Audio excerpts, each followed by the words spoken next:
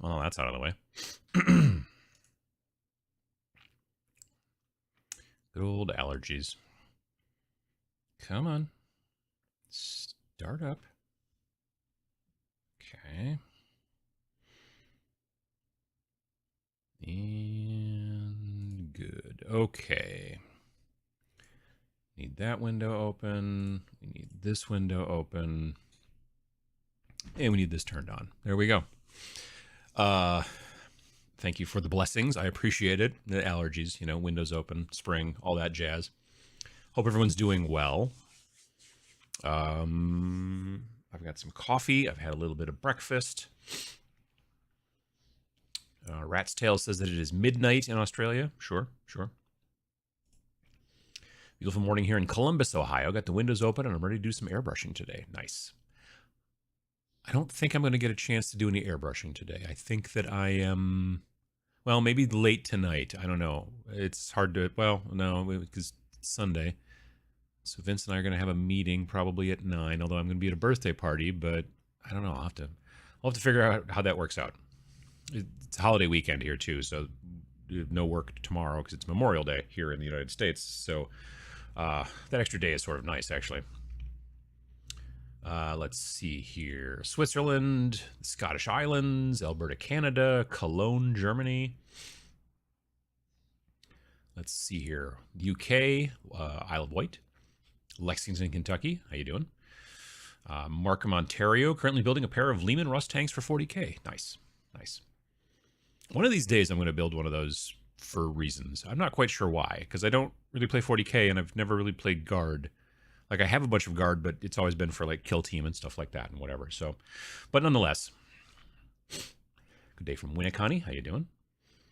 Good morning from sleepy Washington, D.C. I mean, it's 10 o'clock there, isn't it?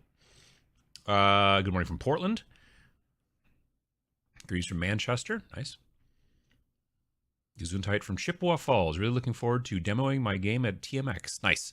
Yeah, I'm looking forward to TMX as well. It's going to be a pretty small one this year. I mean, it's small every year, but it's going to be smaller than usual this year just because it got started late because we didn't know what was going on with the venue and all that kind of stuff. And so it'll be a fun little party. But if you're in the area of central-ish, east central Wisconsin, and you're interested in traveling to the University of Wisconsin Oshkosh this upcoming Saturday and Sunday, or just one of those days, whichever, you can go to tabletopminions.org/TMX and find out more about the Tabletop Minions Expo. It's a place to basically hang out and play games that are demos that everyone's running. There's no tournaments. There's no contests. Well, I mean, there's going to be door prizes, but that's about it.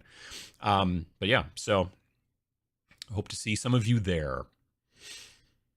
Are you implying that you are covered in plant sperm? I mean, well, everything is, not just me, I suppose, but yes. Morning from sunny Milwaukee. It is also sunny here. Greetings from Caen, south of France. How you doing? Is it Caen or Can? I took 2 years of French in high school and it didn't stick. Sorry about that. Morning from sunny Buffalo, New York. Working on my Traitor Guard. Counts as Chaos Cult. Necromunda Gang. New models will fit right in. They are very cool new models. I like them quite a bit. Getting slightly past warm here in Vegas. Yes, I suppose so. Morning from Corpus Christi, Texas. Decompressing from a stressful week teaching, trying to decide what to hobby today. I worked on some 3D printed stuff that I had purchased from Etsy. I worked on that a good portion of yesterday while also trying to get not at the same time, that would be hard, but I also had to take a break to try to get the lawnmower to start because it's the first time we were using it so far this year because we did no mow May. And then it turned out it didn't want to start. And so I had to use up basically all my manly points, very probably for the entire week. And I changed the spark plug, went and bought a new spark plug and a new air filter and changed it and got it to start. So I had never done that before, but I'm just like, this shouldn't be that hard. And it was not actually that hard. So there you go. VJ Morph, how you doing? Good morning from Missouri. Morning from non-drizzly Glasgow. Nice. I'll be listening and painting some Cruel Boys. Nice. Just use Vince's techniques to paint some or paint stone for some terrain from Dark Fantastic Mills. Nice. Yeah, I'm familiar with that technique. It's a good technique. I'll be showing up to TMX, but I won't be running things this year. Understandable. Good morning from Richmond, Virginia. How's the sci-fi skirmish game you're working on? We've sent it off to proofreader number 1, proofreader/editor number 1.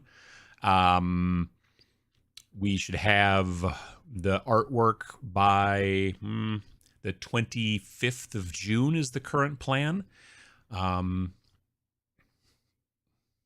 We're hoping to get it out by the end of July. That's the current plan. We're aiming towards that. That's the plan. So we'll see. There, excuse me. There may be things that get in the way. That always kind of happens with mice and men or whatever. But yeah. But that is that is the plan. G'day from Outback, Australia. How you doing? Hope you have an awesome time at TMX. Unfortunately, none for me this year, but should be back next year. Should be just in time for Adam to read the Dead Zone rules. Well, maybe. We'll see. I don't know. Good morning from New Jersey. I wish I was painting. Sure. Good morning from Iowa, where I'm trying to get a grip on non-metallic metals. I will not be able to help you with non-metallic metals. I don't understand them. I got to be honest. Excuse me. It is rare that I've ever seen non-metallic metals where I'm like, ooh, that's really, I like that. They always look kind of cartoony to me, but I understand why other people dig them. Sam did some non-metallic metals one time that tricked me, where I was like, oh, that looks, and then I realized after seeing it in person or whatever that it was not, that it was all done with non-metallic metals. And yeah, but it's tough. I suggest switching over to a battery-powered mower in the future. We had a battery-powered mower, and the battery only lasts about, well, the battery from the company that we bought it from, that only lasted maybe 3-4 seasons. So I reached out and I was like, hey, I'd like to buy a new battery. And they're like, no, dog. You should just buy a new mower. And I'm like, but I don't want to. And also, that battery is incredibly heavy. So even if I found a guy on eBay who was selling an allegedly new one, but the shipping on it was ridiculous because that thing weighs like 45 pounds. So yeah, I liked the battery powered mower because it was so much quieter. It sounded like you were vacuuming the lawn. I liked that quite a bit, but yeah, no. My in-laws have a one with a cord, which is also got tape about every 10 feet on it because you were running over sometimes. So that happens. Hello from Paraguay. How you doing? What's your new game about? I think I remember something along the lines of Roadside Picnic. Roadside Picnic is what Zona Alpha is about, which is a game by Patrick Todoroff. I didn't write that. Vince and I did not write that. Our new game is going to be a sci-fi game, and there hasn't been a lot released about it yet, but soonish. Moderator Matt, how you doing? Lawn Care Podcast. It's very exciting. I know. I was just impressed that I was able to swap out the spark pluggy thing and the air filter and then get it to run. I kind of figured I was going to buy those things, spend the time, do all that, and it still just wasn't going to work. But it turns out it did. So there you go. Models are great, inexpensive too. I got the Night Stalker and the Abyssal Warband set so I can use them for both Vanguard and Rain and Hail. I magnetize them down on a round basis. Cool. Let's see here. Good morning from Orkney. Sounds like orcs live there, but I bet they don't. Just home from a morning of medieval longbow shooting and Saxon axe throwing. That sounds fun. Do we need to bring anything to TMX, or are we just to show up and can play? Yeah, so it's pretty low-key. You don't really need to bring anything. Generally, people who are running demos of anything are going to have all the things that they need, that you need to use, like dice and rulers and miniatures and all that jazz. If you had a small skirmish game or something like that, and you wanted to come and teach people how to play it, you could bring that along as well if you wanted to, but you don't have to. But yeah. It's a beautiful day for spray painting in Omaha right now. Time to prime all the things. Yeah, when you get the right day, it's a good idea to use it. I agree. Hi from Puerto Rico. How you doing? Finally got to a full-service hobby shop to stock up on styrene, strip, sheet, rod, etc. to get back to kit bashing and scratch building. Nice. I went to Hobby Town, USA, which is not an actual city. It's a store here in town, and I did buy some sheet styrene recently for reasons. Oh, I want to do a piece of terrain I bought this thing at the hardware store. It's like a plastic downspout. Like you get the gutters on your house and they come to a point and then there's like a piece and then they go down and then it goes down that way. And if you take that downspout, which is like equal and then has a spout that goes down and you flip it upside down, it kind of now looks sort of like a bunker with like a big smokestack, sort of weird kind of sci-fi thing. And I'm looking at that and I'm like, I could turn that into a piece of terrain. But then of course the sides are open because that's where the water would go. So I need to be able to close both those sides and then put a bunch of greablies on it and paint it and stuff like that. Probably make a video about it eventually. But I got the styrene recently because I've been holding on to that piece. It's been floating around in my airbrush room for a long time. And so all of a sudden, just recently when I was cleaning in the airbrush room, I'm like, that's right, I was going to use this for... So, yeah, going to do that.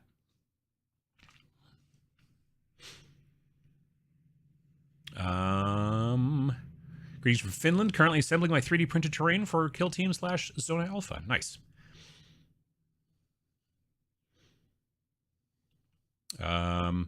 How's the weekend been treating you? Not too bad. Like I said, had to fix the lawnmower yesterday. Did a bunch of painting yesterday. Had some bulgogi for dinner last night. Ordered from a place here in town. They make lovely bulgogi. We watched first 2 episodes of the Obi-Wan show or whatever. That was fun. So, yeah. Fouled plug. Don't leave gas in the mower at the end of the year. Run till it shuts off an empty tank.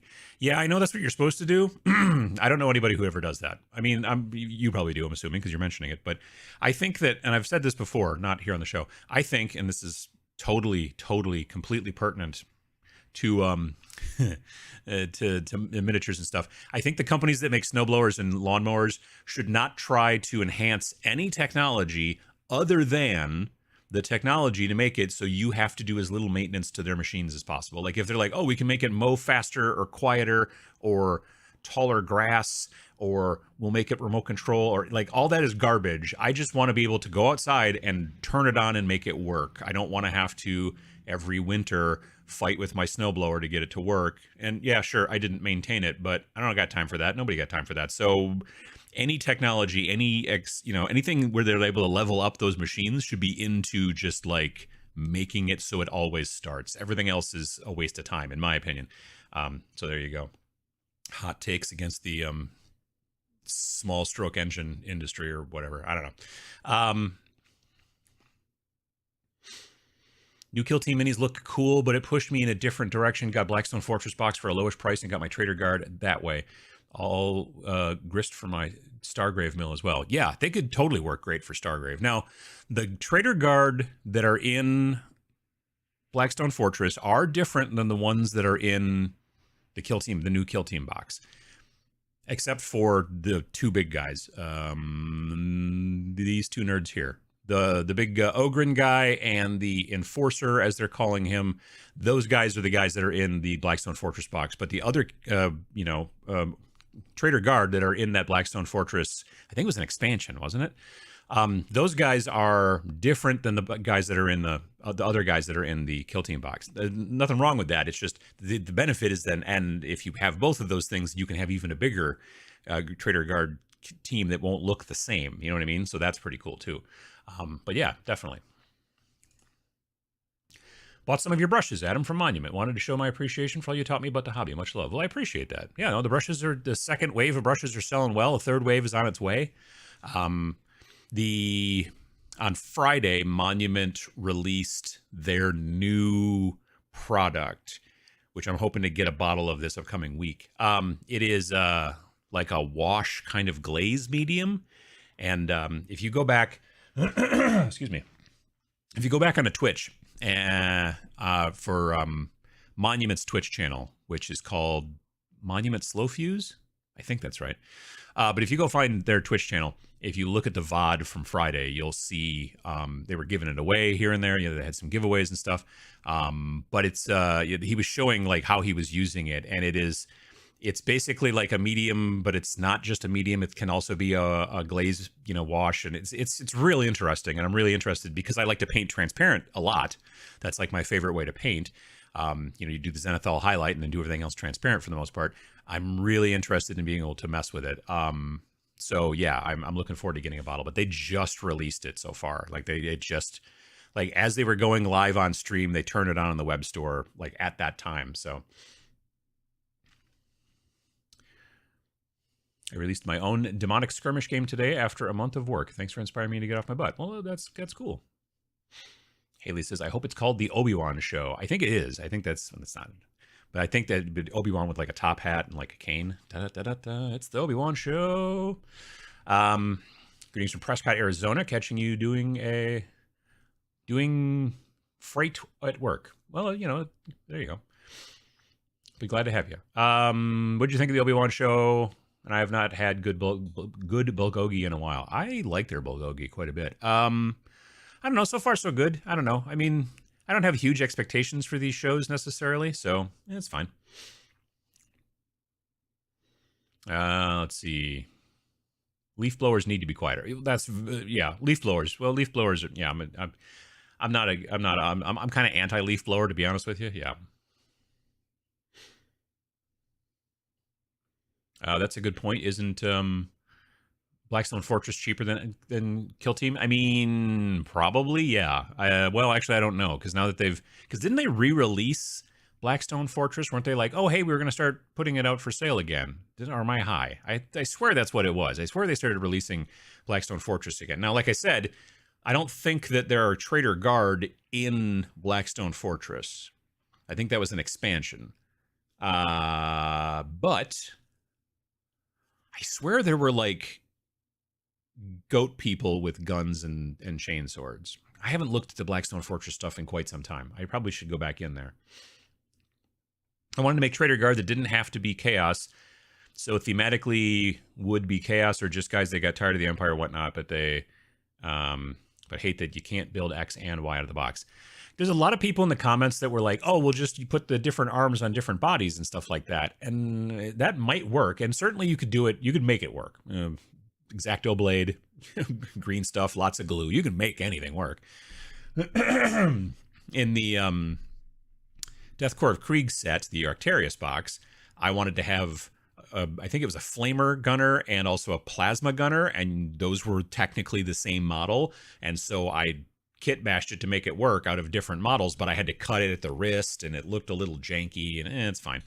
But yeah, so I don't know. I haven't tried putting different arms on different torsos, but I know there's notches in the arms to get so that they fit at the right angle kind of or whatever. And so if those notches don't match up, you're gonna have to shave those off and it's a whole, I don't know. So just the fact that they're built that way is kind of weird. I don't know what it is about the mornings, but I've always got to, like, it happened on Friday too. I had a frog in my throat on Twitch. Excuse me. Traitor Guard are in the normal Blackstone Fortress box? Well, the big guys are not. They're separate, aren't they? Or are the big guys in there too? Or the goat people in a different box? I remember there were like, you know, goatmen, whatever, beastmen as they are, but I like to call them goatmen. But they had guns, and I was like, that's awesome, because I like me some goat people, and goat people with guns is even better, you know. Definitely Traitor Guard and BSF, nice. Traitor Guard and Beastmen, well, that's just crazy. That box is a pretty good deal. I was very glad to get it. Like, I remember when it came out, I bought it. I swear to God, it came out like on Black Friday, or yeah, well, or else that's just when I bought it. I went to my local store and I bought it on Black Friday, and they were actually having a Black Friday sale for once, which they don't usually do, but that was good. I am laying linoleum, and it's aggravating. Can use the scraps as terrain bases, though. Well, there you go. They did just start re-releasing Blackstone Fortress. I just picked it up. Nice. Huh. There's 2 copies of the same sprue of Traitor Guard. Okay, gotcha. A Traitor Guard, Goatman, and Chaos Mechanics, guys. That's pretty cool. New GBU models ain't built as much for modding, but still doable. I mean, you know, if you believe in yourself, anything's doable, right? But yeah, it takes a bit of work. The Commissar and the Ogre were in an expansion. Core box includes 4 Chaos Beastmen. But you could buy more of those Traitor Guard guys in a box. It was like a super cheap box. It was like $25, if I remember correctly. I remember being at a shop and being like, oh, more Chaos Guard. Those guys are cool. And it was a Blackstone Fortress box. It was like a little skinny box. And I looked at it and it was like $25. And I'm like, when was the last time that GW released anything for $25? Now, this is admittedly pre-pandemic, but still, yeah. Up at the cabin this weekend, but brought my hobby stuff. Painting outside in fresh air. Nice. I was going to say it might... Your like wet palette might dry out, but I guess it depends on whether it's humid or not. And technically, that could be the same in your house, I suppose. Made up my mind on Moroch. I'll just pick up the book and the terrain from eBay. Yeah, I mean, if you don't like the models, that's not a box to buy. I mean, that's just the case with all the boxes, obviously.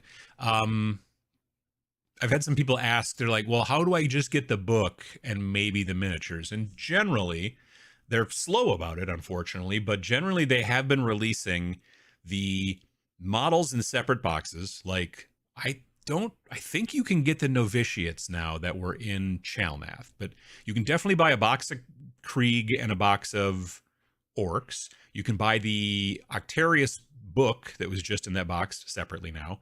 And I'm pretty sure you can buy the novitiates and the Pathfinders. And I think you can then buy the Chalnath book too now.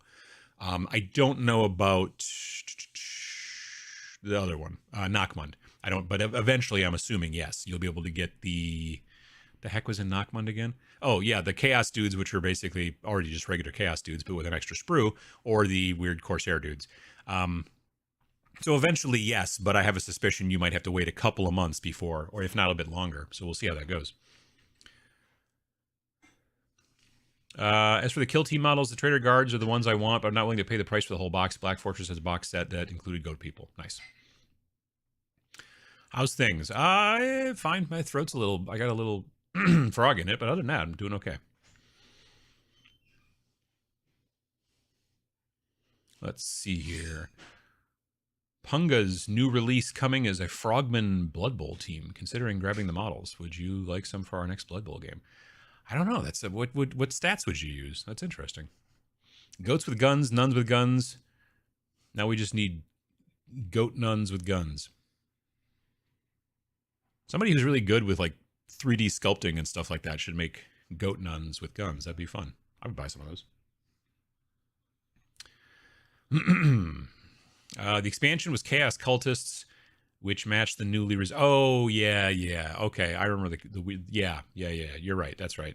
The new Chaos Cultisty guys, which are not like the Chaos Cultists that you got back in 6th edition, 7th edition, whatever that box was. Yeah, I know what you're talking about. Yeah, that's right. I've got a box of those. That was that skinny little $25 box.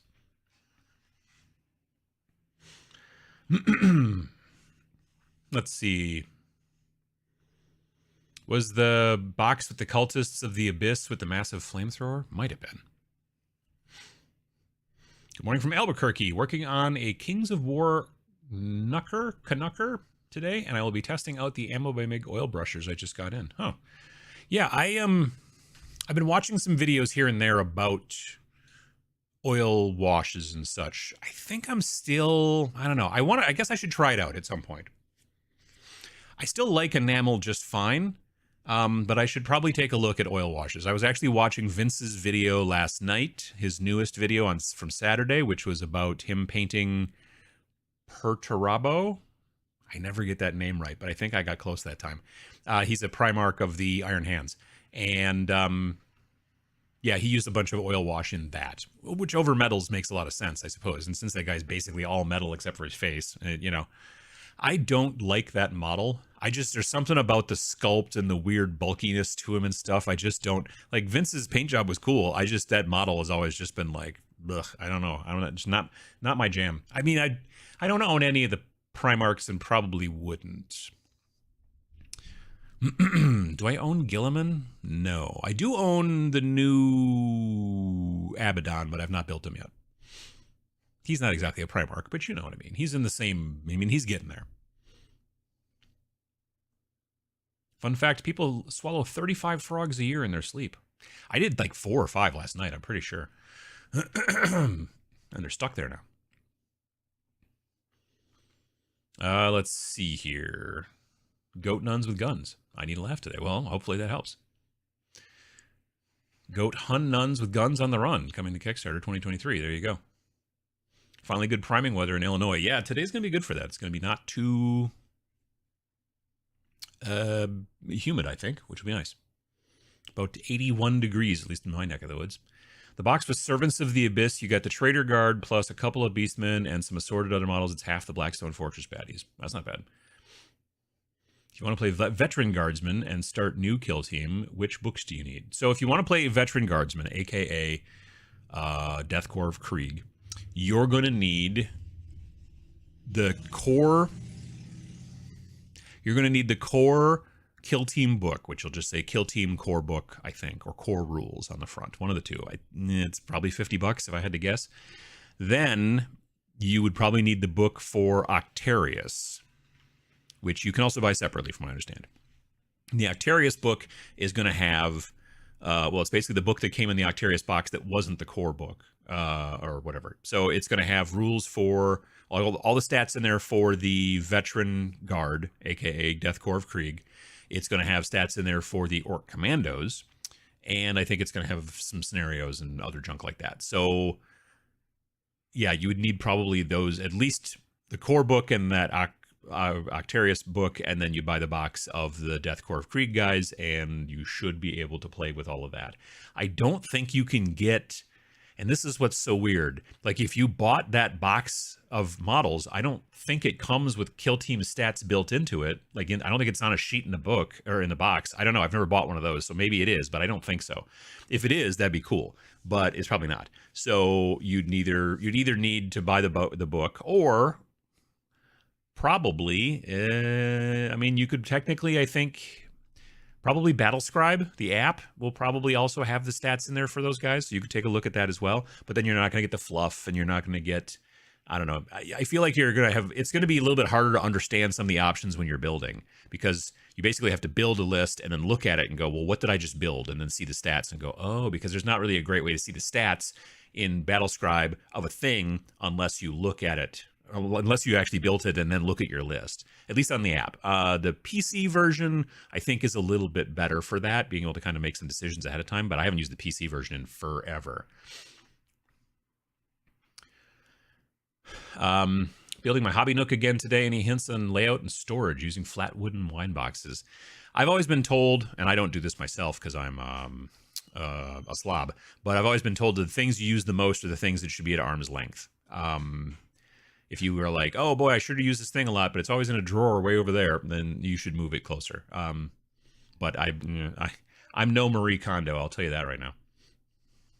First of all, she's a lady, and yeah, I'm not a lady, and so therefore, yeah, there you go. And my name's not Marie, so there you go. Building my, I just read that one. Iron Warriors. Did I say Iron Hands? Whatever, I don't know. It's the same thing, basically. I'm still reticent to dive into the oil wash biz too. Here's the thing. I like speed painting, and oil paint is the opposite of that because it takes a lot longer to dry. Like, I have painted with oils before when I was in high school, not on miniatures, but on canvas, like in art class. And the thing is you could come back to, class the next day and be like, and then keep blending because it had not dried yet. When I got to college and went to school for art, you had to take classes, even though I was there for basically initially graphic design and then moved into fine art photography. You still had to take classes in all kinds of extra crap, right? You had to take classes, and I'm not talking about like general eds. I mean, within the art department, you still had to take sculpting and also separately ceramics and printmaking. You had your choices in printmaking. I took serigraphy. You had to take figure drawing. You had to take a bunch of stuff. There's a lot of stuff that was going on in there. And so I also took a painting class. And at that point then, after being in high school and using oils, which we kind of had to use because that's what we were told, when we were buying our own stuff, we were told you could do oils or you could do acrylics. And I was like, acrylics seemed cheaper. And so, I did that.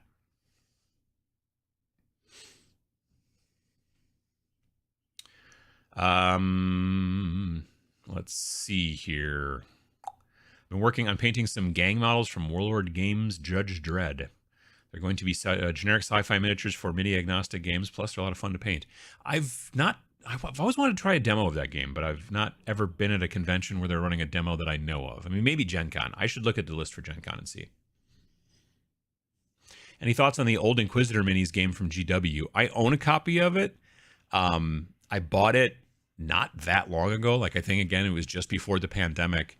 I was at a shop and they had it on the shelf. Like, it had been on the shelf since 2002 or whatever when it first came out. Like, it wasn't like a used copy. It wasn't like, oh, hey, this is vintage or out of print or anything. It was just on the shelf amongst a bunch of other like old copies of like White Dwarf and all kinds of stuff like that. And I'm like, and it was in pretty good shape. I mean, it had been a little beat up just by being on a shelf for 20 years. Probably moved around a bunch, but yeah, it was in pretty good shape. It's kind of interesting to read. It's not a game I would play. A, because it's 54 millimeter, which is way too big in my opinion. And also B, it's kind of weird about like the way that you kind of have to have a game master involved and just all that kind of stuff. But it's just interesting to flip through, I think. So, let's see here. Good morning, everyone. Happy Memorial Day weekend. How you doing? Any interest in the new Horus Heresy edition? I know it is not a skirmish game. What are your thoughts on the new launch box as a starter 40k army? I mean, it's an astounding box for the price. I mean, $300, right?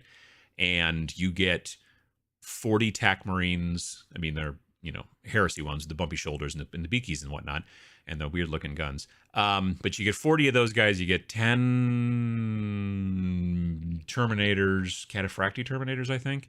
You get a crazy Dreadnought that is one of the, starts with a C. I can't think of his name. Anyway, comes with a Contemptor Dreadnought.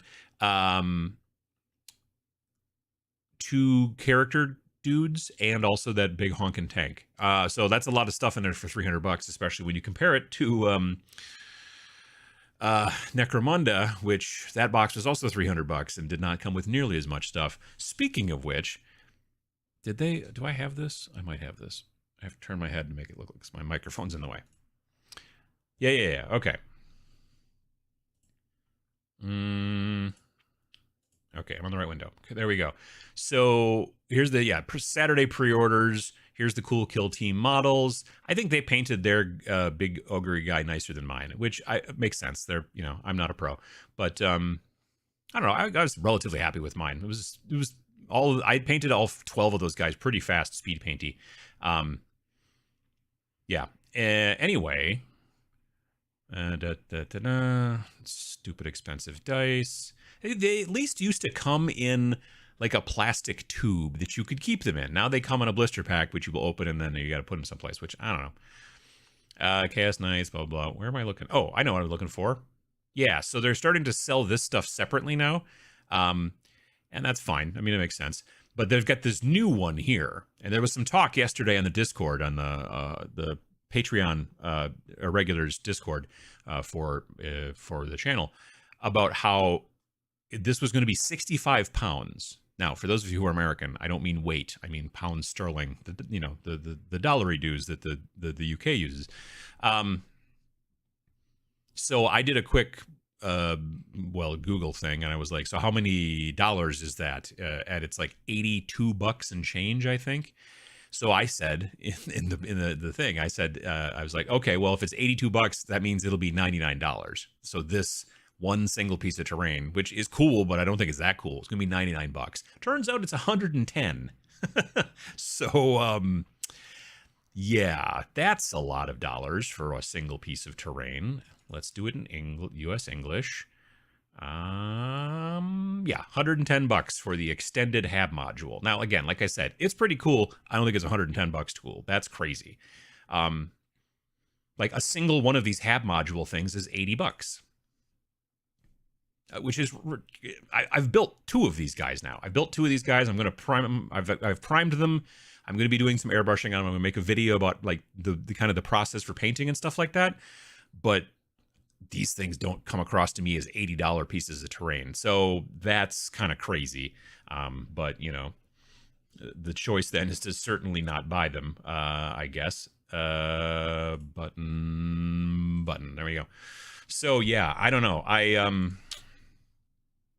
am surprised, honestly. Like I said, because I know that like it's not a direct correlation between the UK price and us, because they got to ship it and all that kind of stuff. And I know it's even way more in the UK, in Australia. I get that too, but I was surprised at how much more it is. And just honestly, even the base price on that piece of terrain, I was just kind of like, I don't know.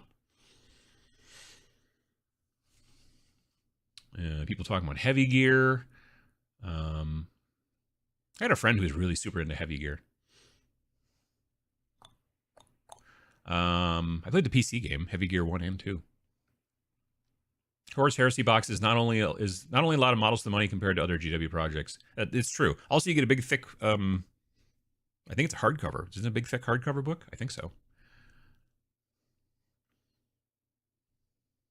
How do you feel about the new style of Skaven? Less fun looking and more serious? I've never been a big fan of comic relief in wargaming.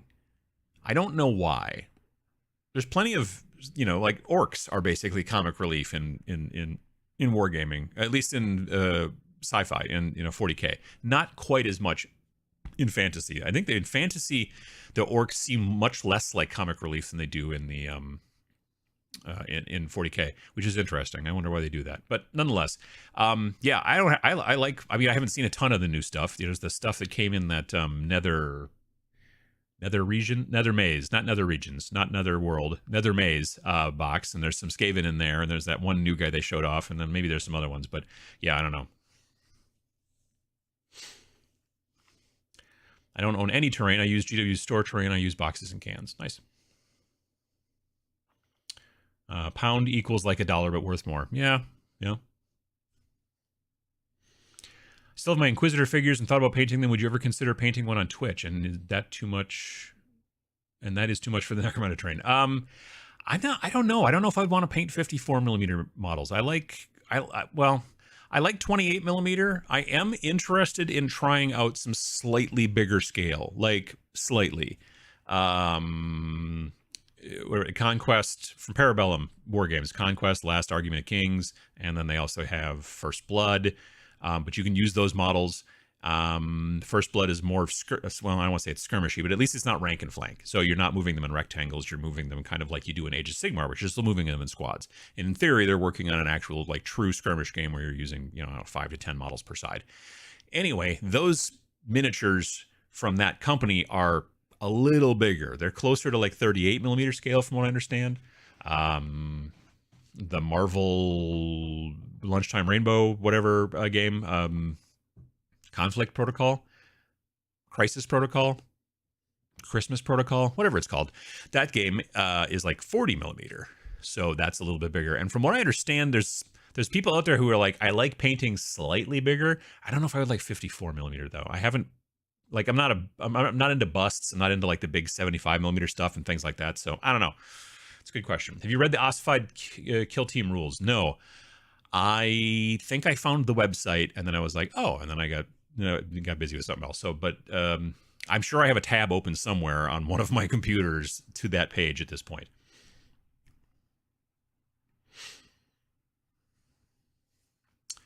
Hello from West Virginia. Been lucky to play various games, and one thing I started doing, which makes things great when playing, is I just skip the wonky or hard to understand rules and play on. Yeah, no, that's true. It's very true. I mean, that's the thing, is I think it's a good idea to be able to do, like, that's the benefit of playing tabletop games, is that you get to mess with the rules just on the fly. It's real easy. You can mess with the rules in some kind of like PC games and stuff like that. If you know how to program and make mods, that's fine. Then instead of like a giant dragon coming to attack you in Skyrim, it's Thomas the Tank Engine or something like that, or whatever. I mean, if you really want to go down that road. But it's way easier just to make things the way you like them in tabletop games. Kill Team Moroch is $350 Australian. How much is it in... I should look that up. How much is it in American? I think it's 300, isn't it? Pushing the button again. No, there we go. Gonna close you. Gonna close you. And a bunch of Chaos Knights. Dice. Pre-ordered now. 210? 210. Okay. So yeah. So this is $210 American and $350 Australian. Yeah, no, I know. It's the other side of the planet, and I understand, the issue there. They should, man, if they would just start a facility building in, I don't know, Singapore or something over there, or just straight up in Australia. Why not? I'm lost. Where are my buttons? Here they are. Okay. And that is the chat. There we go.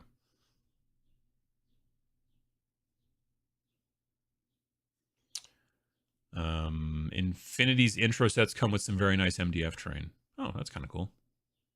I'm interested very much in the new fantasy game that Corvus Belly is. I'm interested in checking it out. I'm not right away saying, yep, I'm playing it, because I don't know. I don't know what the rules are like. And for me, rules are super important. I'm glad that Infinity is popular amongst the people it's popular with. I have tried to play it like 3 different times, like demos and stuff like that. People have taught me. And there's something about the rules that just don't lock into my head properly. It's just like there's parts of it I'm like, that's not the way that should work in my mind. And that kind of thing, when a rule set does something that I don't agree with, I have a tendency to be like, yeah, and then I have a tendency not to be interested in playing it. I'm glad that the models for Infinity, that they are starting to make the metal multi-piece models fewer multi-pieces. So that's helpful, because the very first ever Infinity model I built, I almost died. There was way too many pieces for a guy who's only like this tall. It was like at least a dozen pieces, if not more. But also they're going to be starting to move more of their stuff over to COcast. But then also they're starting with their fantasy game called War Crow. I like crows. Crows are pretty cool. Anyway, so yeah, once that comes out, I want to definitely check it out and see. I don't think it's going to be just like Fantasy Infinity. I think there's going to be a different rule set type of thing going on. So we'll see how that goes. I want to try painting a bust, mostly to improve my painting skills. Just can't afford it right now. Yeah, I don't. Yeah, I've never been. I'm not a display painter. So there's that. I think if I decided to display paint or try to attempt to display paint, it would probably be easier to paint on a larger model. That would make sense. I get that. Like that's why they sell like the big 75mm stuff and things like that. People aren't playing with that stuff. Obviously, aren't playing with busts either. They're for that very purpose. I think trying to display paint on something really tiny is a lot more difficult, I think. I don't know for sure, but I get the feeling it probably is.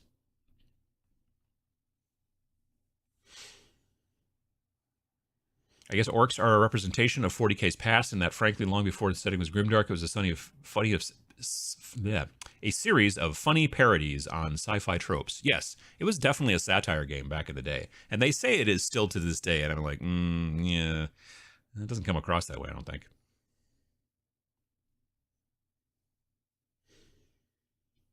I always enjoy when you try to remember the Marvel Crisis Protocol game name. I like Christmas Protocol. I mean, they should. The fact that they haven't put out a Christmas Protocol like expansion for Christmas, that seems like leaving money on the table. I'm just saying. I'm scratch building most of my sci-fi terrain, but I do sometimes like to add a nice paid 4-piece to improve the table look. A mix is good. Price is the key, though. Oh yeah, no, there's definitely great. There's great like kits that you can buy, and I do enjoy a good like. Kit, whether it's maybe MDF. MDF can be a little touch and go, you know what I mean? Depends on who makes it.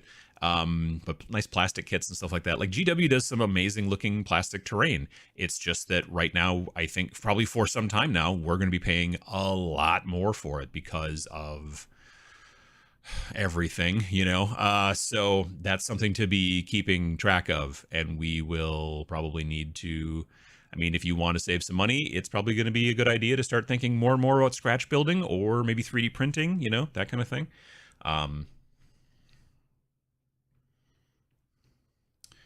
Let's see. 210 ain't bad. Not good, but ain't bad. Like those bunkers looking for the STLs of them. I don't know, like those, what are those? The Nachmund pieces of terrain. They're cool. Like I said in the video, I think they're cool. I just don't think they work well for Kill Team. I was surprised they're in the Kill Team box. Probably get this question kind of a lot, but it's the first time I joined a live stream. What are your opinions about one-page rules, Grimdark Future, Age of Fantasy? Have you tried them? So I've read not Grimdark Future, but Grimdark, is it called Firefight? It's basically their version of Kill Team. So I'm a tier 1 supporter for one-page rules. So tier 2 is you get the STLs and all that stuff. Tier 1 is the like the cheaper version where you're just, you get access to the rules and all the other, fancy stuff, but you don't get the STLs and all that stuff. I'm not 3D printing yet, so I don't really, Plus, I don't know. I'm picky. Like, I've had a lot of companies reach out to me recently about like, hey, like, would you be interested in our... It's a lot of geese. Would you be interested in our subscription box? And I gotta be honest, like, I've never liked subscription boxes because you get a box full of stuff that you sort of maybe are kind of interested in, and I have a lot of crap already. I don't need more.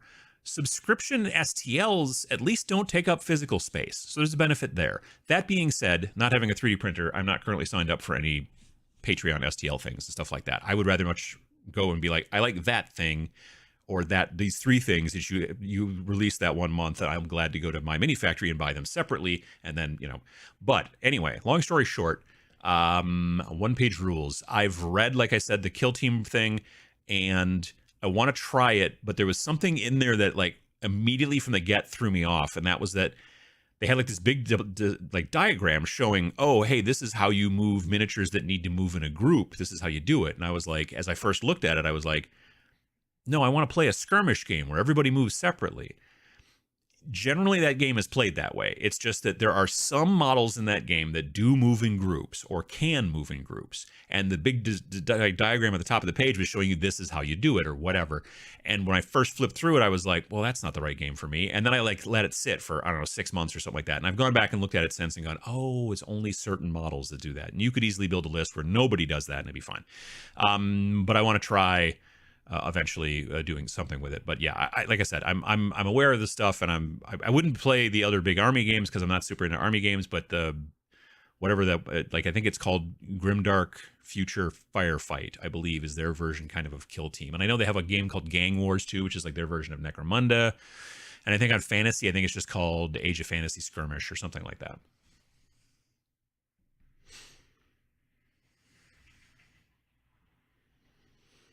$210 is a bit too high for the new Kill Team, but I do like the Chaos faction and the terrain, but more Space Marines, no thanks. I guess I could use them for conversions. I mean, sure.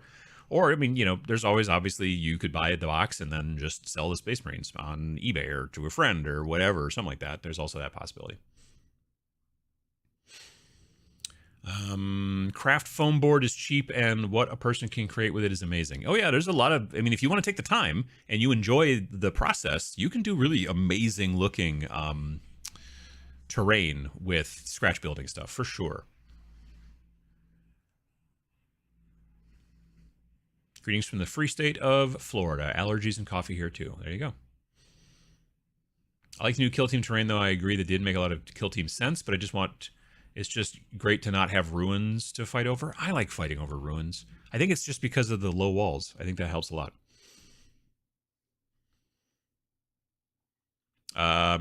Good afternoon from Blackpool, England. Painting the models from the Bladeborn boxed game. Nice. I think we need more smaller bookshelf games like that. It is a hex-based warcry you can play on a coffee table. Yeah, I'm familiar with it. Yeah, I mean, the reason they're doing those kinds of boxes is to be able to get them at a low enough price point that people would be like, okay, and pick up at places like, I think that one's maybe only available through Barnes & Noble, but I know that they also had a game at some point that was available through Target. It might have been Space Marine Adventures, one of those. I don't know if Bladeborn is, but maybe. And I don't think Blitz Bowl was either. Blitz Bowl is like the kind of like smaller version of Blood Bowl. But yeah, the Bladeborn thing is interesting. And there's also another little, like a little mini Kill Team kind of type game called Firefight, maybe? I think that's right. Yeah, so they've done a bunch of those. But it's interesting. I don't know that, can you buy them on their website? I don't think you can. I think that you have to buy them someplace else. And that's sort of an odd thing. You would think that they would want to do that where you could buy them on their website, but I think that's because they want you to buy the more expensive stuff on their website, which, is a business decision. I've screwed up my windows here. There we go. Geese are returning to Canada. We must prepare to fight. I mean, it seems odd that they would be returning already. It's not even June. I don't know. Maybe. I mean, maybe they're just not happy with the fish here or the grass or whatever it is that they eat. They mostly eat grass, I think. I years ago I was driving home from a job that I had that it was a longish commute for me. It was like nearly an hour each way, which is a little unheard of, but anyway, at least in Wisconsin. So I'm driving, home, and it's like fall, I think, and the sun is starting to set, and it's coming across this big field and everything, and it's real pretty, and I'm driving along, and it's kind of I don't want to say country road, but it's not a normal highway. And all of a sudden, all these geese just get up, and they're like, well, we got to go, time to go. And like just all of them at once, just this huge flock, and they just get up, and I'm driving along, I'm looking, the sun's behind them, and it's pretty and orange and yellow and whatever, and all these geese just come up, and I'm just like, wow, that's really cool.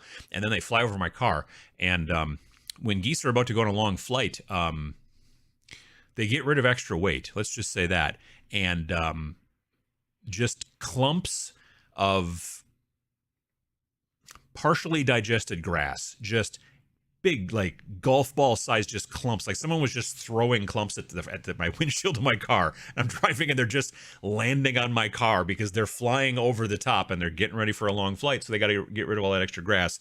And I nearly went off the road. It was like a super cool, really, really cool thing to see until it wasn't. And then that was a lot of fun. Do STL files come with a preview image, or is it possible to forget what the file is for once you have a bunch of them? I don't know about on the Mac, but on the PC, generally if you just double click on the STL, the Windows STL viewer pops up, and then you can actually take them and spin them around and zoom in and zoom out and all that kind of stuff, so you can see what an STL is. Like you don't see it just like in the file structure, but if you just double click on it, it'll pop up, and then you'll be like, oh yeah, that guy. And so that's usually built in, at least in Windows. I don't know about Mac.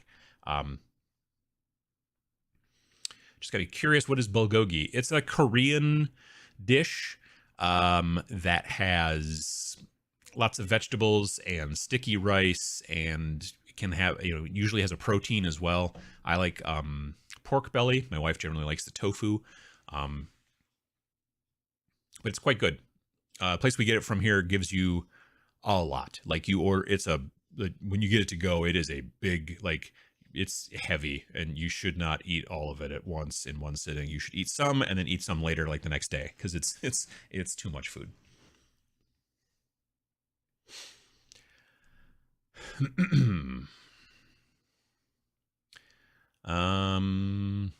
Let's see. Firefight is the Mantic mid-sized. Well, there's also Firefight. I think there's a Firefight game from GW as well. That's like kind of like Space Marine Adventures, but based kind of slightly off a Kill Team, I think. I know there's Firefight as well, which is the not exactly skirmish, but not exactly full army game. That's the newish one from Mantic. I know the second edition just came out. But yeah, there's also a GW Firefight game too. Adam Savage showed off a scratch-built X-Wing from episode 4. Looked pretty amazing for the age. Nice, yeah.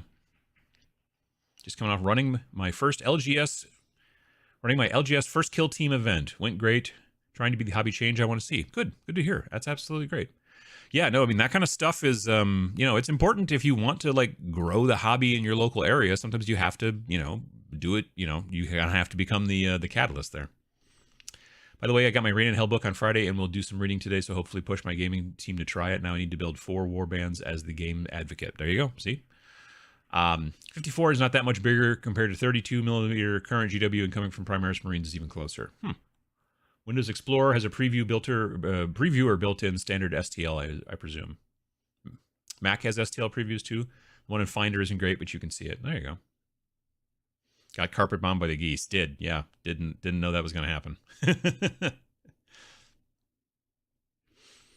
Hello from Mo. I'm good. Missouri? MS is Mississippi. MI is Michigan. I think Mo is Missouri. Currently working on Cruel Boys and 3D printing Mystic Realm Act 4 Swampland. Nice. That sounds fun. Standard procedures for them to jettison all their garbage before they jump to light speed. It's very true. Very good point. Solo play games you'd recommend? Well, if you're looking for fantasy, I would tell you probably Rangers of Shadow Deep is a good one. If you're looking for sort of fantasy, but not necessarily elves and dwarves, but just all demons fighting demons, I'd tell you to get a great little game called Reign in Hell. Spoiler alert, it's a game that I produced with Vince Venturella. And then there's an expansion you can get, which is a pay what you want. And that is called the Oculus Spear. And that adds in the solo and co-op, and also a 6-part play them one at a time, tells a story, extra scenario, or campaign thing. So yeah. But yeah. What else? 5 Parsecs from Home, if you're looking for sci-fi, I think is a good one.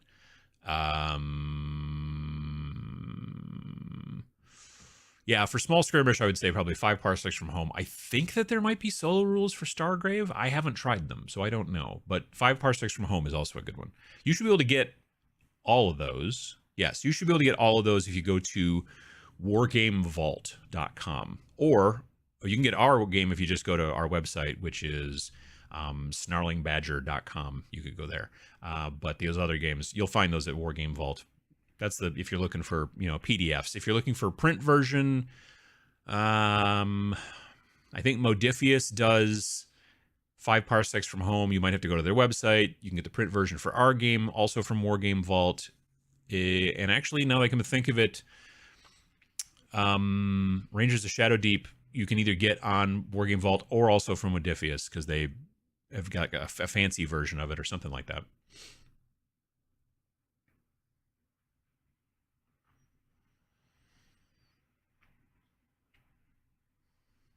Bulgogi is the bomb. Yeah, it's pretty good. I like it a lot. GW's Firefight is like Kill Team Junior. My 11-year-old didn't like it, preferred regular Kill Team. Yeah.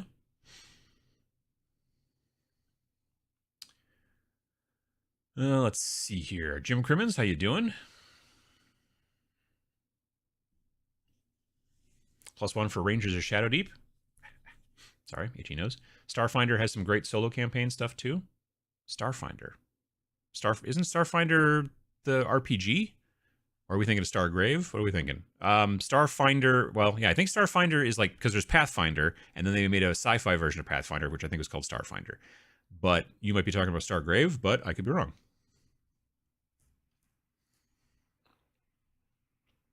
5 Parsecs is great.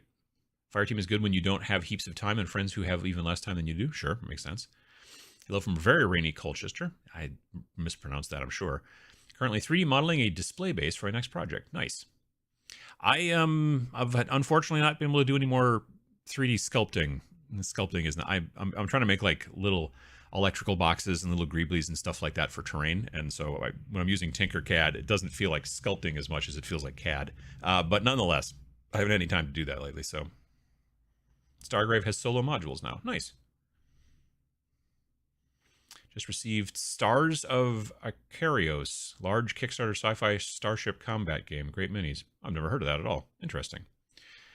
5 Parsecs is a fantasy version. True. Yeah, 5 Leagues from the Borderlands. They actually have a bunch of different versions. That game has got 5 Parsecs from Home, 5 Leagues from the Borderlands. There's a post-apocalyptic one. I think there might be a World War II one. There's all 5 something from the something is basically what's going on there. I'm going to try another Osprey title sometime this year, likely Zona Alpha or something similar. I got a ton of painted stuff to use, but I need to get more monster-type models, for sure. Ordered some models from Anvil Industries to play Zona Alpha with my son. Now we need to find some terrain, since all my terrain is 40k based. I mean, you could use just trees and hills and rocks and stuff like that if you wanted to. I kind of like to go with a little bit more, if you've read the book or listened to the book, Roadside Picnic, it is very a lot of time the exclusion zone, the main exclusion zone they kind of focus on. I don't know if it's an old Air Force base or military base of some sort, or if they kind of started to build a military base and then realized we shouldn't be in here because it's trying to kill us and whatnot and all that kind of stuff. But there's definitely stuff in there, but it doesn't have to be. Technically, these exclusion zones could pop up wherever. But I do like to have a little bit of I don't know, a little warehouse or some stuff like that. I've got little MDF things here and there that I can use for that kind of stuff. CAD is sculpting. like I'm old school, so I think of sculpting as like with my hands and doing some clay and making something organic. But I mean, you're not wrong technically, but yeah, for me, I don't feel like I feel like I'm not sculpting because I'm not making anything that like it's all boxes and primitive shapes as opposed to like, oh, I'm going to push in on this eye socket. I'm going to make this forehead bumpy, that kind of stuff. You know what I mean? But that's neither here nor there. Will Adam ever make a mini of himself? I mean, I won't sculpt it, that's for sure. There is still a goal on the Patreon that if I ever hit a certain level, like number of like dollars per month or whatever, which I never did, but if I ever did, then I would make and this is so long ago, it was a little bit before like 3D printing was getting feasible for miniatures. Like I was going to like try to find a company and work with them to get a line of miniatures made of like me, you know, like a fantasy Uncle Adam and a post-apocalyptic Uncle Adam and stuff like that, sci-fi Uncle Adam. But I never did quite hit that level. And nowadays I'd probably do as an STL and then, yeah, I'm not sure exactly. I don't know, maybe COcast, who's to say? But yeah, haven't gotten to that point. Do you know Silver Bayonet? Do you like? Regards from Brisbane. How are you doing? I've got a copy of Silver Bayonet. I think Osprey sent it to me. It's a gorgeous book. It's very, very pretty. It's a skirmish kind of Napoleonic game, but there are like werewolves and other, you know, types of like paranormal sort of spookiness and whatnot going on. My main issue, and it's not a bad thing, it seems like a good game. There's plenty of people online that are doing battle, well, not plenty, but there's a decent amount of people online who are doing some battle reports, including Ash Barker and stuff like that. It's like I don't really have any models for it like right now, and I also don't really have much in the way of terrain for it, so that's why I've not pulled the trigger. But it's a very cool book as far as like I said, definitely like thumbing through it and all that kind of stuff, and I think the rule system seems pretty smart. I mean, it's Joseph McCullough. He's the guy who did Frostgrave, Stargrave, Rangers of Shadow Deep, a bunch of other stuff. Like he knows what he's doing. So yeah, I would definitely, you know, if you're interested in that, or if you have models for that, or things already that you would be able to use in that situation, or you want to get into that, you're like, I want to do, like, I've just been waiting for somebody to make Napoleonic skirmish, and the fact that there's also werewolves in it is just icing on the cake, then that is your jam. You should definitely check it out. Zona Alpha has a new book, Contraband, which adds a solo campaign. Yeah, that's a self-published book that Patrick put out. I have a copy of it. Yeah, and I mean, there were solo rules that you could download from Osprey's website as a PDF, but the Contraband stuff is also, if you like Zona Alpha, you might want to check out Contraband as well, which I think you just get from. You can get it on Wargame Vault. You could get it maybe directly through, at least I think you can get it from Wargame Vault. You can also get it directly through Patrick's website, which I forget what it's called. But just if you search for his name and the word Contraband with a K on the front, you'll probably find it. Doing Zona Alpha in Afghanistan. Lots of different ideas. Yeah, absolutely. Reading old 40K books is an exercise in hilarity if you have a good sense of humor. The stuff about nuns and salamanders doesn't hold up well, but it is still funny. Sure. I just need to look at many unpainted images to be shamed into doing at least something. Time is more of a problem.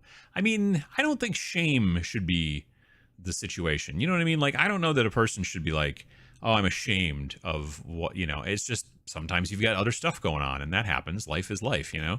So, if you bought a whole bunch of miniatures and then decided this is not the hobby for me, I would not even be ashamed about that. I'd be like, well, I should probably start, you know, if I'm not going to be using this stuff, I should probably try to get my money back in some fashion through eBay or selling it to friends or, I don't know, Facebook Marketplace or whatever you use. Craigslist. But yeah, I think that's not a bad idea to head into that direction if you know it's not for you. Now, if you're like, well, I'm not sure if it's not for me, maybe later on, when if I get a new job or if this happens or the kids get slightly older and then can not constantly, you know, need to be stopped from hurting themselves by falling downstairs and whatever kids do, I guess. And holding on to that stuff, if you got the space, isn't the end of the world either, you know? So yeah, I don't know. They're like the pile of shame, that whole shame thing. I don't know. I'm not a big fan of that. And I definitely don't think, I mean, if inspired by looking at other people's stuff and going, hey, I can do that. That's cool. But I hope it's not shame, frankly. I mean, I got Stargrave, the last prospector. I'm enjoying it. Stargrave has a strictly solo campaign in the works. I think developers have noticed that there are still a chunk of us not getting PvP games in. Yeah, no, absolutely. I mean, that's why we made the expansion that we did for Reign in Hell, was because we were like, when we first built it, we're like, well, yeah, I think things are going to get better a little bit. Yeah, it'll be fine. And now we're like, and then by September, well, by the time we launched the game, which was actually a year ago, yesterday, so it's been a year since we launched Reign in Hell. And shortly after launch, we were like, we probably should have put solo and co-op rules in there. So we made the expansion. With the new game that we're working on, that's going to come out this summer, that's already got solo and co-op rules built in, because we don't want to have to do an expansion. Sure, the expansion sold some more stuff, but it was still also pay what you want. So you could like, I think it was like the suggested price was like $4 for this thing, but you could also just say, I don't want to pay anything, and just download it. It's fine. And then the system that we use shows us like the range of like, for your pay what you want, like somebody paid $20. So someone's paid $20 for that, which was super, super nice of them and very cool. And I dug it. And then somebody paid a penny. I'm like, or just take it for free, man. I mean, seriously, whatever. Anyway. So, but the expansion, we don't want to do an expansion because it's extra work. I mean, admittedly, there's some extra money there too, but if we could fit it all into one game, then we can start working on the new game a little bit sooner, and not, because basically we launched the game, the base game in, like I said, end of May, and then we launched the expansion in the end of September. So then we had to work on a bunch of stuff in between that time, and so there you go. That's the plan, is to not have to do an expansion. So we're putting solo and co-op into the new game directly from the get.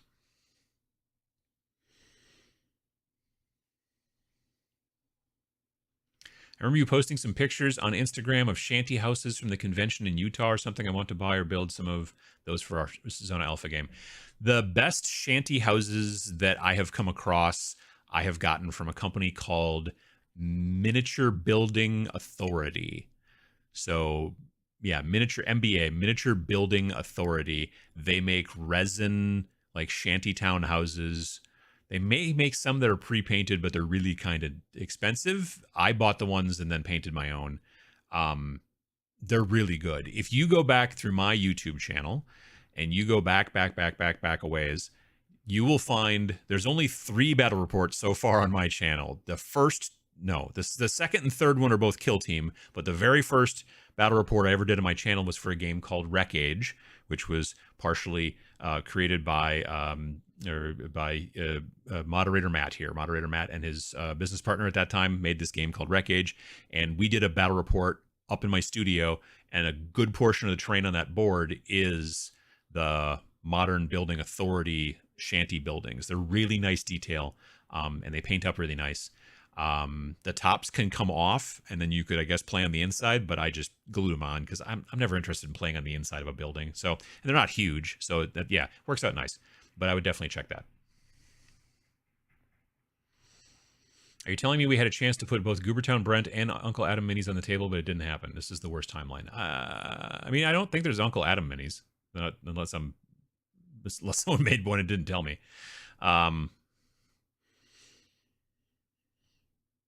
Oh, but you had a chance in that if my Patreon would have got... Yeah, potentially, yes, that's true.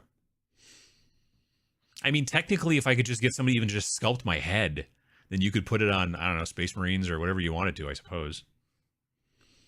I don't know if I'm allowed to mention other creators. Sure. Sorry if I'm not allowed, but Goobertown did minis of himself. Oh, yeah. No, I saw that. Oh, yeah. Well, I mean, I don't know that he did them. I think he worked with another company and they did them. I don't know. Does he sculpt? Maybe he sculpts. I don't know if he did, though. I think in this situation, he was working with some other, like, STL company or whatever. And then I don't remember if they scanned his head or if he just sent him a bunch of pictures. But yeah, I remember seeing, like, a thumbnail with, like, his head on, like, not Space Marines. Like, they weren't really Space Marines, but they were Space Marine-ish. You know what I mean? But yeah. No, Goobs is a good guy.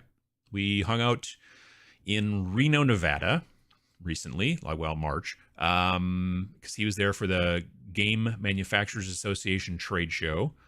And then we saw again a couple weeks later, well, like a week later at Adepticon. So yeah.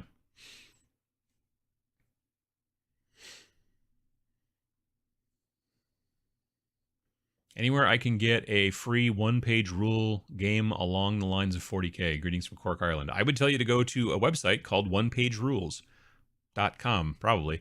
One Page Rules makes, I mean, that's kind of what it says in the tin. They make sets of rules that you can download for free, and they have a one-page rules like 40K. Now, when they say one page, I think they mean one piece of paper, because technically I think it's each side of the piece of paper, but still, it's yeah. I would definitely check out One Page Rules if you're interested in that type of thing. They have a lot of different things going on, like fantasy stuff too. That's kind of like Age of Sigmar. They got things going on. I'm off having an adventure, but I wanted to say to have an awesome stream and stay excellent. Well, thank you, AVS. Have fun with your adventure. I played Silver Bayonet. It was brilliant. Mechanically, it solves some Frostgrave minor rules gripes and hints well at the era you can play with barns and trees, and most people have for fantasy. Yeah, there's a bunch of, I mean, like, stuff like that's not bad. Did you do any Viking shenanigans last night? I didn't, no. What did I work on last night? I worked more, I was painting these 3D printed resin models that I've been working on for a project, and so I worked on them a good portion of the day. Then I was all manly and fixed the lawnmower, and then we had bulgogi, and then we watched some of the Obi-Wan show, and then I did more painting in the evening. I probably won't be able to stream video game stuff until at least after TMX, which is next weekend. So obviously won't be able to do it next weekend because it'll be happening, but then maybe I'll be able to do it after that a little bit again. But no, I haven't done any video game streaming on Twitch. Sometimes, for those of you who don't know, sometimes on Twitch on Saturday nights, I will stream from like 8 p.m. Central to midnight. And lately when I have done that, I've been playing Valheim, which is a fun kind of Viking survival type game, which is neat, and I enjoy it.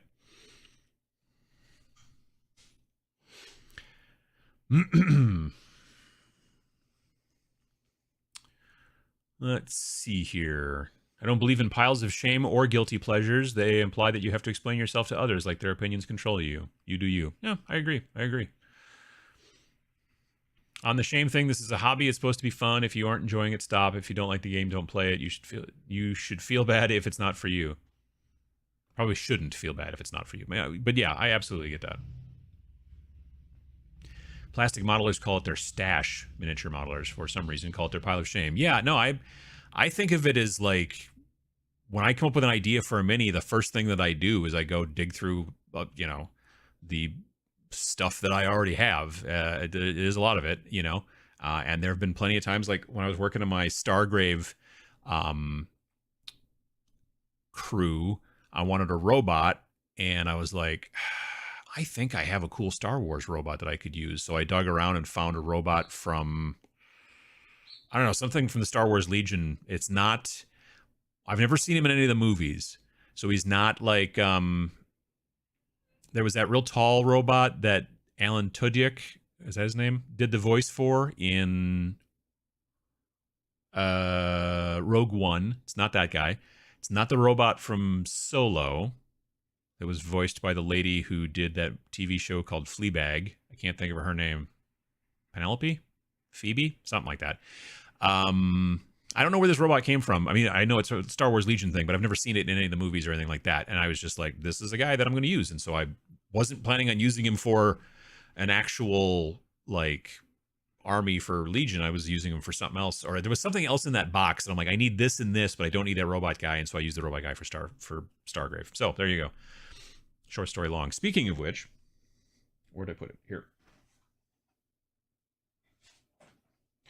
I did recently get this. This is Crew 2, as you can see right there on the box.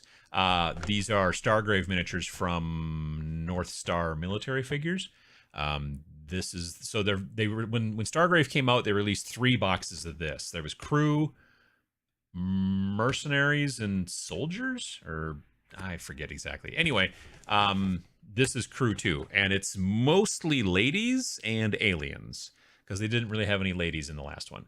So I'm actually going to take one of the ladies in here and build her as my captain for Stargrave, because the kit bash that I did for my captain for Stargrave didn't look that good. Like, I took an Imperial Guard body and then put like a plastic like lady, you know, head on it, but the scale was wrong, so her head looked real small, which I'm like, okay, well, so she's wearing like heavy flak armor, you know, because she's a veteran. That's the idea within my game. But she just always looked weird, so I'm going to rebuild one from that set, and it will look better, I think. Anyway, so yeah, there you go. But the thing about those boxes that are so great is that you can just constantly be like, oh, I need a head, or I can need a gun, and you just go into those boxes because there's so much stuff in them. Basically, it is like, it's just one sprue over and over again. You get 4 of them, but it's got so much, it's got a decent amount of stuff on it. There's 1, 2, 3, 4, 5 bodies per sprue, and there's arms holding guns, and there's, I don't know, what do we got there? 18 heads, little backpacks and little tiny like pouches and little this and that and all kinds of junk, and it's just great. It's a bunch of great sets for being able to just like, at some point if you're working on something, you're like, I need to cover this join here, it doesn't look right. How about a little pouch, you know? Boom.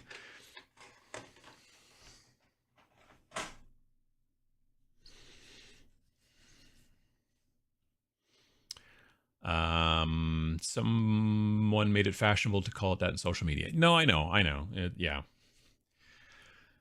Upcoming economic crisis makes me glad I have such a massive pile of unfinished models. Should come out of this hopefully still employed and with several painted armies. See, there you go. Yeah. That's you know, it's a pile of preparing for a long winter kind of thing, sort of situation. Yeah. Shanties are fun and easy to build. Use chunks of sprue as framework. Get some styrene, corrugated sheet, balsa, etc. for haphazard cladding. Yeah, definitely true. It's faster to buy the pre-made stuff, admittedly, but you can easily do it yourself too. The hardest part is to find the plastic that looks like the corrugated stuff. That's the hard part. If you can find that stuff online someplace or at a local, like maybe again like a train shop, you know, like a shop that sells like model trains and stuff like that, they have a tendency to have that more than game stores, unless you have like a really good game store. Again, like Hobby Town USA sometimes has stuff like that because they sell terrain, you know, trains, not terrain, but trains, choo-choo, you know, that kind of thing. Yeah. I got the Rain and Hell rules and the expansion. Loved reading and painting some demons. Just need to get some games played. Thanks for your videos that helped me get started and now keeping me enthused. Well, absolutely, Douglas. I'm glad to hear it.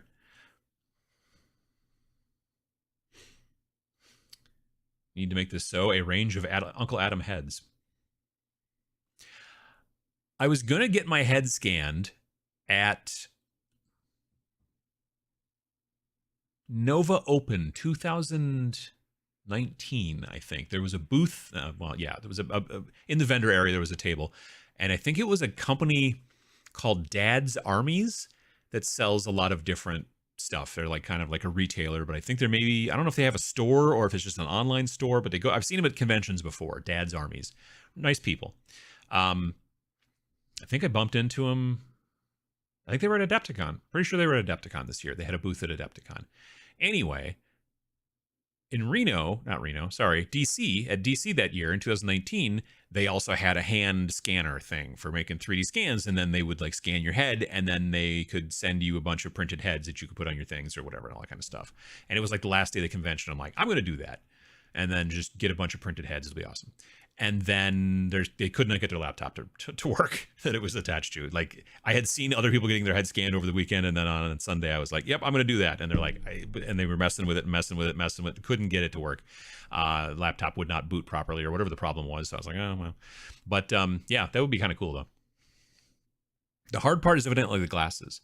They were like, we'll probably have to scan your head, and then we'll have to probably try to put glasses on, and because otherwise it won't look right. And I'm like, well, that's a good point. I hadn't thought of that. I have a mini of the Terrain Tutor. Oh, that's pretty cool. I've met him. He's we met at Adepticon, I think 2019 as well. Yeah, he was there.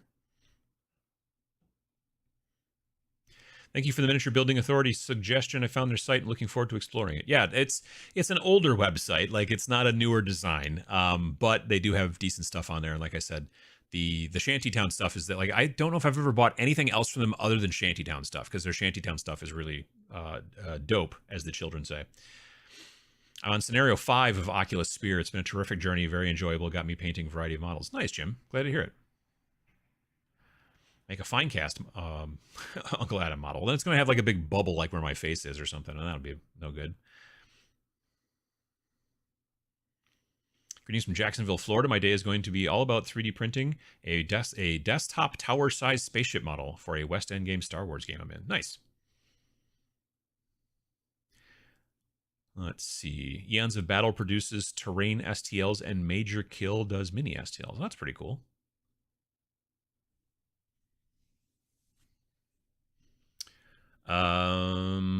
Let's see here. I call it my pile of questionable choices. I mean, that'll happen sometimes. Titanforge sculpted the first Brent sculpt as a frightened townsfolk. Nice. There are two others I can think of. One is a Yeti, one is a space soldier. I can't recall. I have a Titanforge Yeti, but it doesn't look like Brent. I think that might be a separate Yeti. Maybe they made a Yeti. Maybe they just stuck his face on their current Yeti. That's kind of fun. But I do have the Titanforge Yeti. It's like 5/6 painted. You know what I mean? Like, it's almost there. I found your Ink 28 video helpful. Is there more on this game in 2022? I mean, it's kind of more of a, well, I don't know. That's a good question. There's more, the Inquisition 28 stuff is kind of more of a movement than a specific game. But if you can find a couple of websites that talk about it plenty, you might be able to find out if there's been newer rules or anything like that. But yeah. Do fishing aficionados, that's a lot of fun to say, call their pile of lures and other gadgets a pile of shame? No, probably not. It's a pile of tetanus. If it's all rusty hooks and stuff like that, you'll get tetanus. I've never heard anyone say anything remotely reproachful about the amount of stuff they will buy.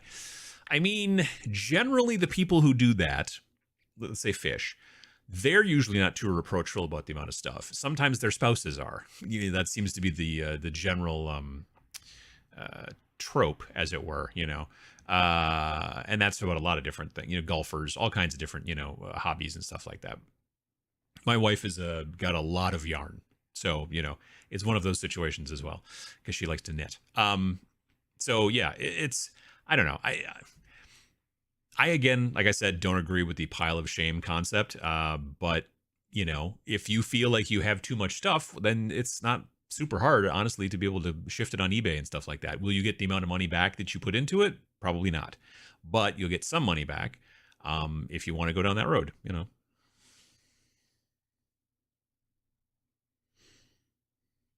Do you play any sports? No. No. I didn't in high school either. I have an itchy knee, sorry. I was a high school newspaper nerd. I was in the newspaper and stuff like that. So yeah, I was never much into sports. I've played a little bit of disc golf, but it's been a long time and I wasn't particularly good at it.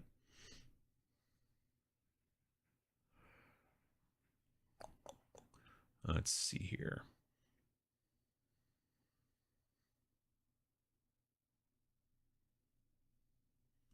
Oh, scrolled again. Dang it. Rain and Hell will give me a reason to use the one-page rules demons when they start coming out in the next month or two. Oh, I'm looking forward to that. That'd be cool. I like pile of potential as a term. Stash is nicely neutral. True. Also true. K2SO. That's the one. Yep. Call it my miniature library. Sure. Phoebe Waller-Bridge. That's her name. I think Pile of Shame is a light-hearted reference, not to be an insult. No, I know. Yeah, you're right. But it is, I don't know. No shame in your game. You know what I mean? That's what I'm going to say. Joke among my group is that if you ever complete your Pile of Shame, you'll die.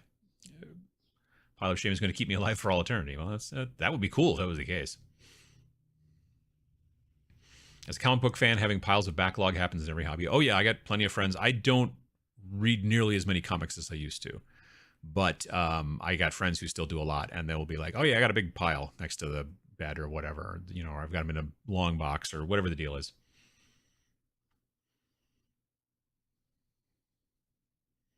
I'm pumped for Crew 2. Hope to see someone sell single sprues soon. Oh, sure, yeah. Any recommendations for mini agnostic skirmish game using D&D RPG minis? I mean, I would say, let's see, minis agnostic skirmish game. Probably, let's see here. You could go with Rangers of Shadow Deep. You could go with 5 Leagues from the Borderlands. You could go with, I mean, there's one-page rules. Age of Fantasy. Skirmish, I believe, is another one. I'm having a bit of a brain. The Forbidden Psalm, you could go with that too. That's a fun little game. Takes a very small, like 2 foot by 2 foot kind of, you know, board size. There's a lot of different little kind of games and things like that for skirmish for fantasy. But yeah, definitely, it's something to look into. I'm planning on using them to build my Star Wars role-playing games. Kind of want to rebuild the rustic field. Nice. Diggs Diecast, how you doing? Frostgrave sprues have lots of parts as well. Yep, I've got a bunch of those guys too. I've got Soldiers, I think, 1 and 2. Did I ever get the Wizards one? I don't remember if I got the Wizards one or not. But I did get the Cultists one. Cultist one is cool. Barbarians one is cool. It's fun to take like the Barbarians models from Frostgrave and then give them like gas mask heads and like AK-47s, because then they just are instantly like, you know, post-apocalyptic models. It's surprisingly easy. Yeah.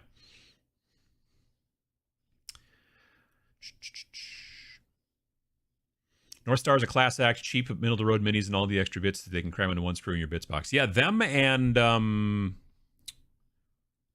Wargame Atlantic. Is that what it's called? Wargame or Wargames Atlantic?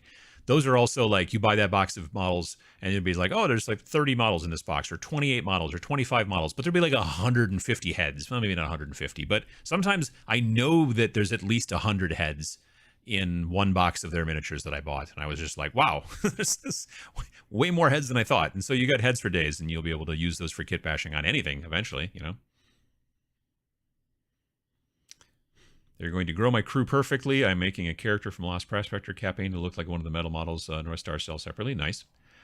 I'll be 40 in August, and I caught myself looking at Flames of War, hit the beach, and then I remembered you said and realized it's happening to me. I mean, like, it happened to me at the age of 42. Now, it didn't stick, which is interesting. Like, I was interested in, I got into, like, around 42, like right around the age of 42, I got interested in World War II games to some degree, and I got into Flames of War, and then there was a part of me that was just like, I got to a point where personally for me, I didn't want to play a game that was from a war that was that recent. You know, like, my wife's grandfather was a Marine Raider in the Pacific Theater. Like, so, you know what I mean? Like that, I just, Now, if it's a game that's like weird World War II, let's say, like something like Conflict 47, I'm a little bit better about that. But I just, yeah, for me, it was the thing. But also the scale is not necessarily where I like to sit now these days, that small. But I don't know, when I was playing Flames of War, it was a lot of fun to some degree, because I was playing with a bunch of people that we all were playing it and liking it. And we would get together and build like these big boards, like lots, like just set up all of our terrain. Like, one guy was really, really good at building bocage.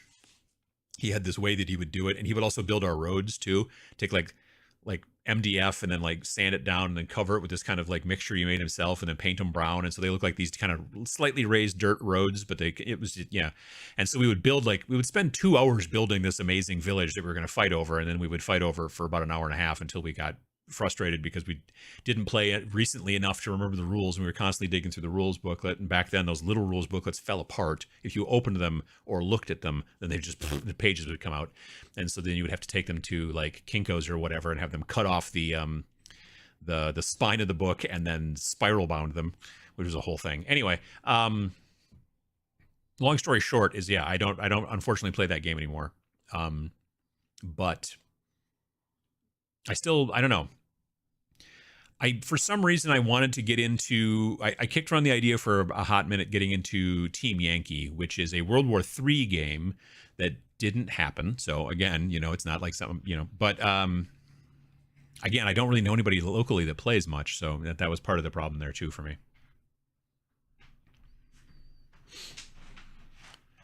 I have a tool that makes corrugated sheet out of aluminum foil. It's got to not be super, unless you get real thick aluminum foil, but like regular tin foil, aluminum foil that you have in your kitchen, that stuff, you just touched it would squish again, wouldn't it?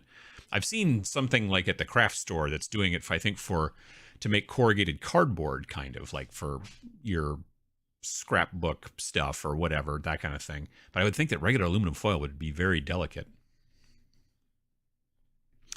Split the cardboard from a cardboard box for the corrugated material. Yeah, I've seen that too. Yeah.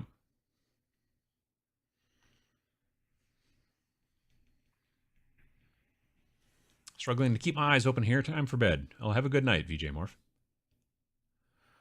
Where can I get demons models? I mean, pretty much any...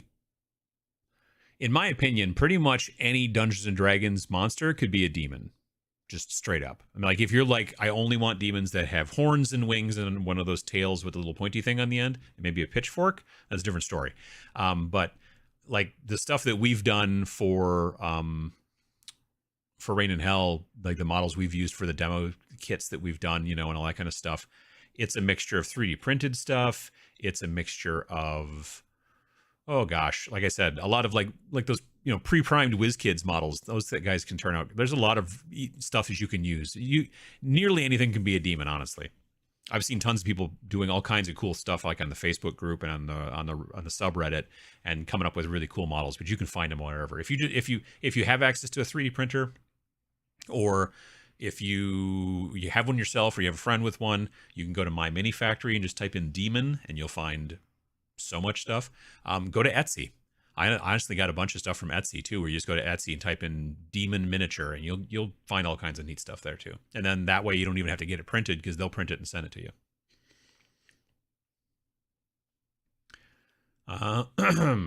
Let's see here. Have you ever thought about painting a mini of a musician or a band mascot? I think Eddie from Iron Maiden or King Diamond would be fun. I haven't. I've never even seen miniatures like that. I don't think I've seen an Eddie from Iron Maiden miniature, but I'm surprised I haven't, honestly. I think I've seen like action figures of Eddie, but I don't know about it. Yeah.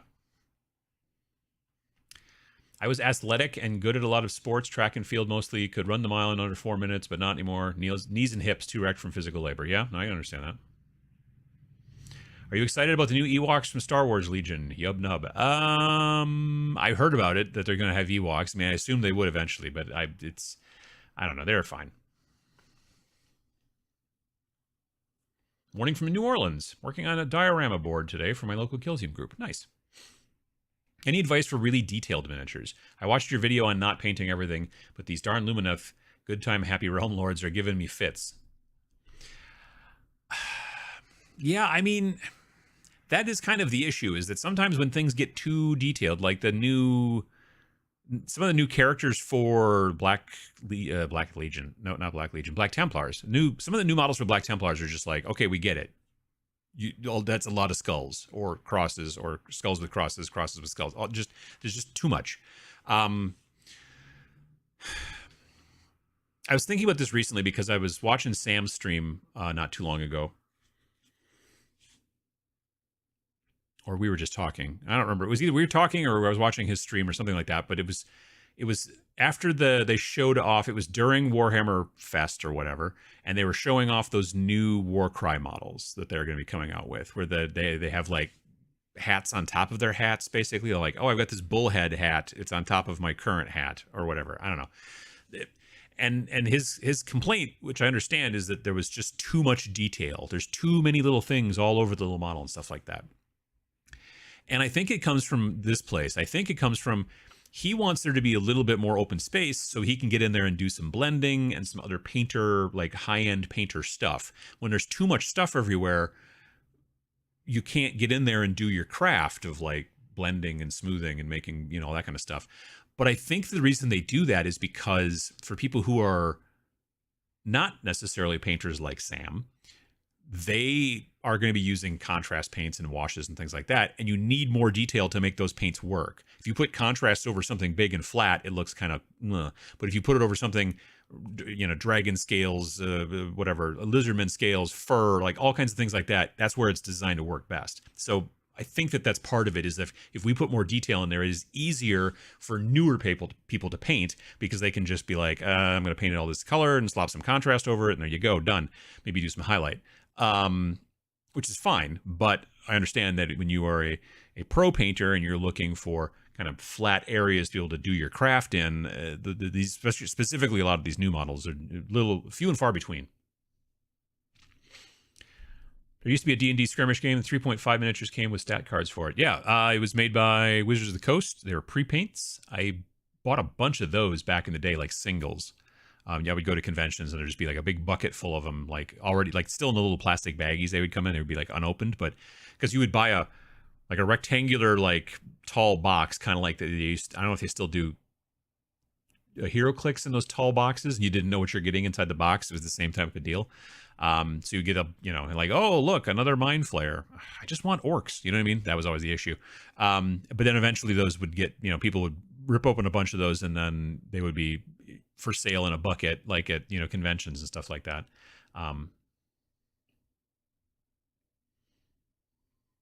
Downloaded the one-page Grimdark rules. They look considerably less intimidating and easier to teach than 40K, which in my opinion is suffering from rule bloat.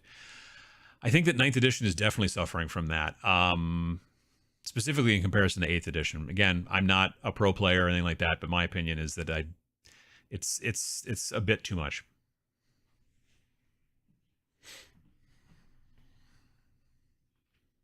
Let's see here.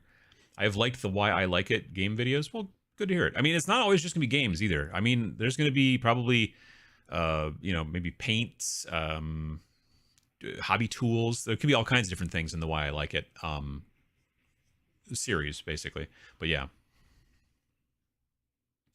Those second edition Metal Noise Marines were among my favorites and most difficult to build and paint. Did a squad of 7 and the game went through 4 editions by the time I'd finished them. Wow.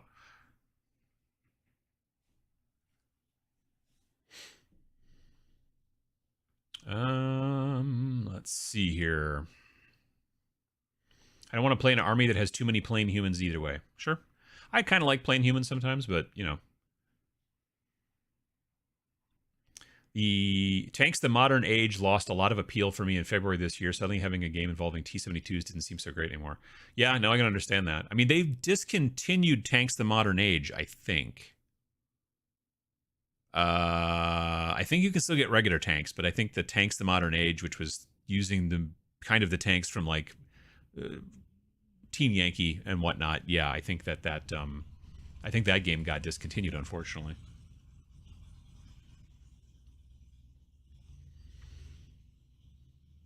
That tool will also corrugate aluminum from a soda can. Now, that would be a lot more sturdy than aluminum foil, but that, yeah, it makes sense. I'm a werewolf, but I tend to not play werewolf armies. Understandable.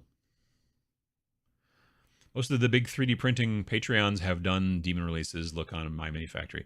I mean, if you have access to 3D printing, which not everybody does, but yeah. That's the benefit, though, I got to be honest, is just the ability to be like, I need a miniature for this, and just go through places like My Mini Factory and whatnot, and just find stuff. There's so much stuff there, and just the searchability, it's really nice. I like it a lot. Hello from Argentina. How you doing? Good morning, Uncle Adam. Demons. Reaper models has a bunch. Oh, yeah, Reaper. That's a good point. Yeah.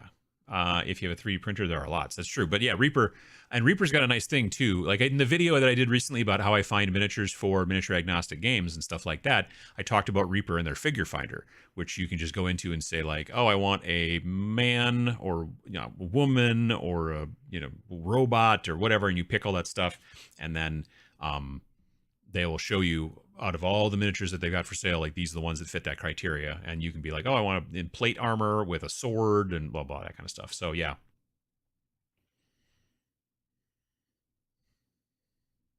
There is an Eddie Mini. Nice.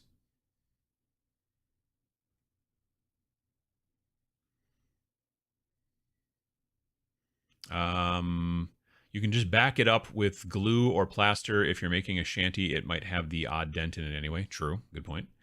Overscale, but not as silly overscale as corrugated cardboard. Sure, understandable as well. Yeah. That's the thing is I like about the mini building authority or miniature building authority is their shanty buildings, like the scale on the corrugate and all that stuff looks right. You know what I mean? And I think that's hard to find actually. Saber's Edge, how you doing? Zombicide Invader box is full of demons. Good to know.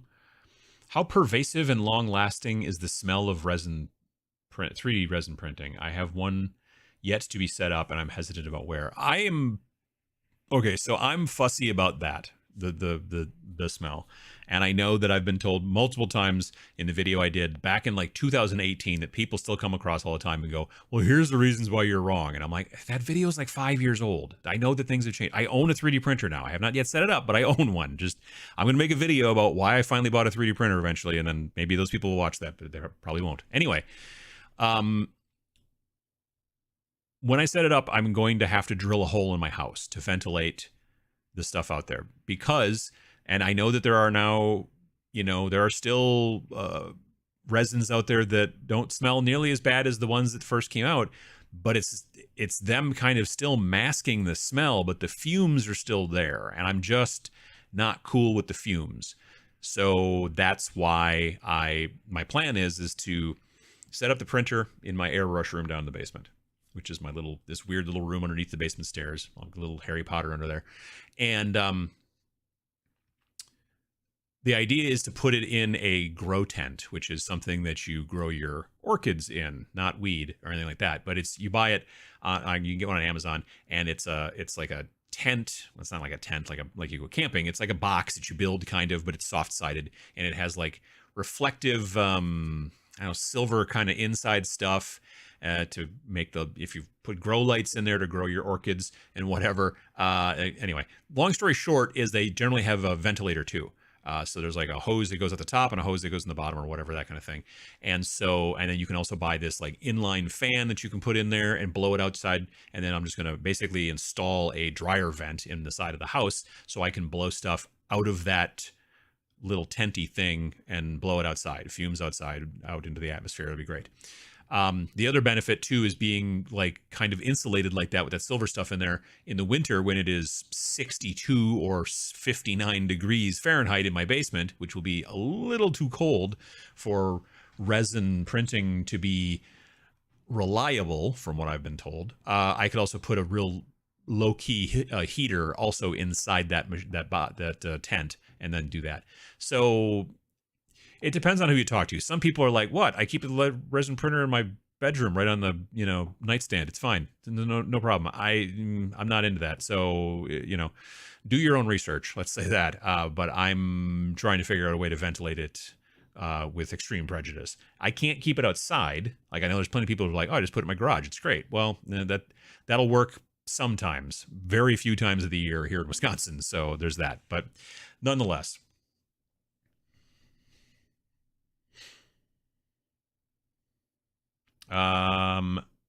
There is a 28mm Eddie Mini from Somewhere in Time version Eddie. Oh, neat. Since folks are talking sports, I'm putting a plug in here for Blood Bowl. I mean, it's sort of a sport, yeah. Spent too much time in the last few days and need to use a little discipline and stay far away from the hobby and game stores for a month or two. Plus, I got what I need. I don't need to be distracted. There you go. I've heard... doesn't believe this is live video. Could you say hi to Kennedy and blow her mind? Hello, Kennedy. How you doing? And this is probably late. Maybe Kennedy has gone someplace else. But how you doing? Literally a hat on a hat. Exactly. Yeah. You can't want what you don't know about, even if you suspect you are somehow missing out on something. It's deep. I think so. Yeah.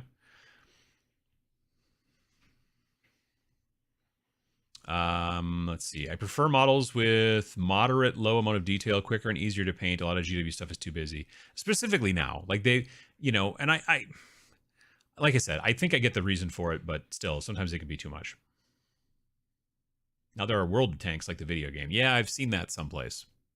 I was at some store and I saw them there, and I was like, meh.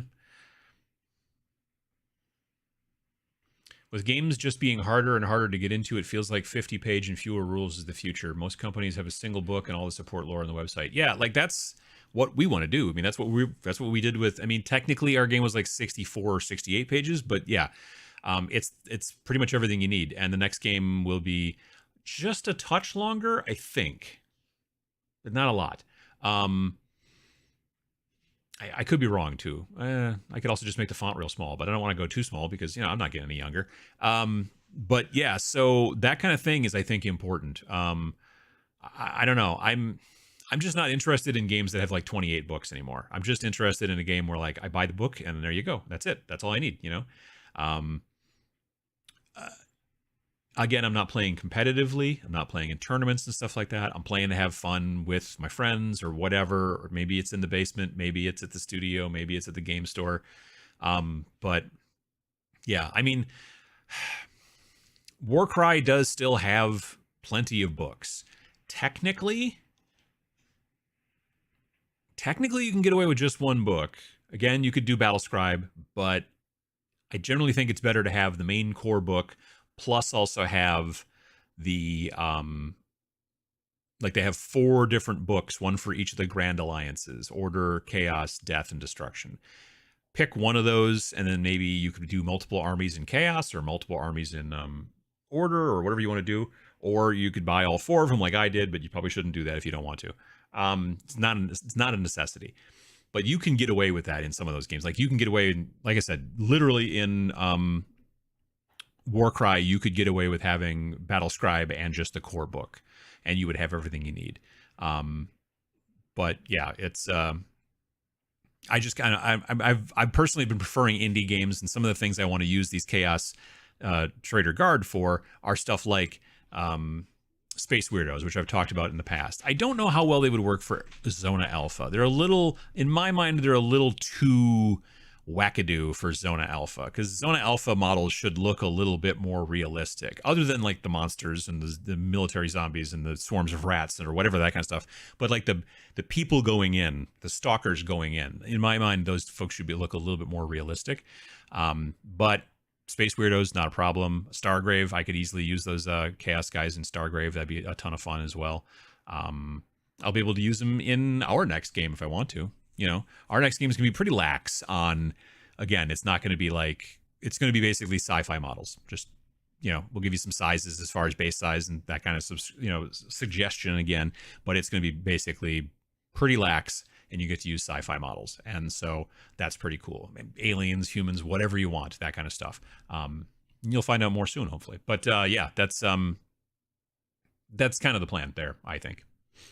That being said, I also do want to eventually run these Traitor Guard versus my Death Corps of Krieg. I think that'd be a fun kill team game to run, just because it's a decent amount of models on each side. It would be like, I don't know, I forget how many models I have for my, I thought I had 10, but maybe I have more for my Death Corps of Krieg. And then I have 12 for the Traitor Guard. I use model railroading corrugated plastic card. It's kind of expensive. Yeah, it looks best, but it is not cheap. You're not wrong. With all the nostalgia involving Stranger Things in D&D, I wish GW would keep the older edition books in print. Like you mentioned, it's easy money. Besides, they're a mini company. I mean, they've put the original Rogue Trader book back into print. I think you can maybe only get it through Forge World, but I picked it up at a convention. I picked it up at like at Adepticon, I don't know, 2018, maybe. And then I think in 2019, I picked up Realm of Chaos, which was like the second kind of book that they put out back in the day when they kind of came up with 40K. So they've done some of that. If you're just looking for old codexes and stuff like that, just eBay. You'll find tons of people who are trying to get rid of them. You know what I mean? So yeah.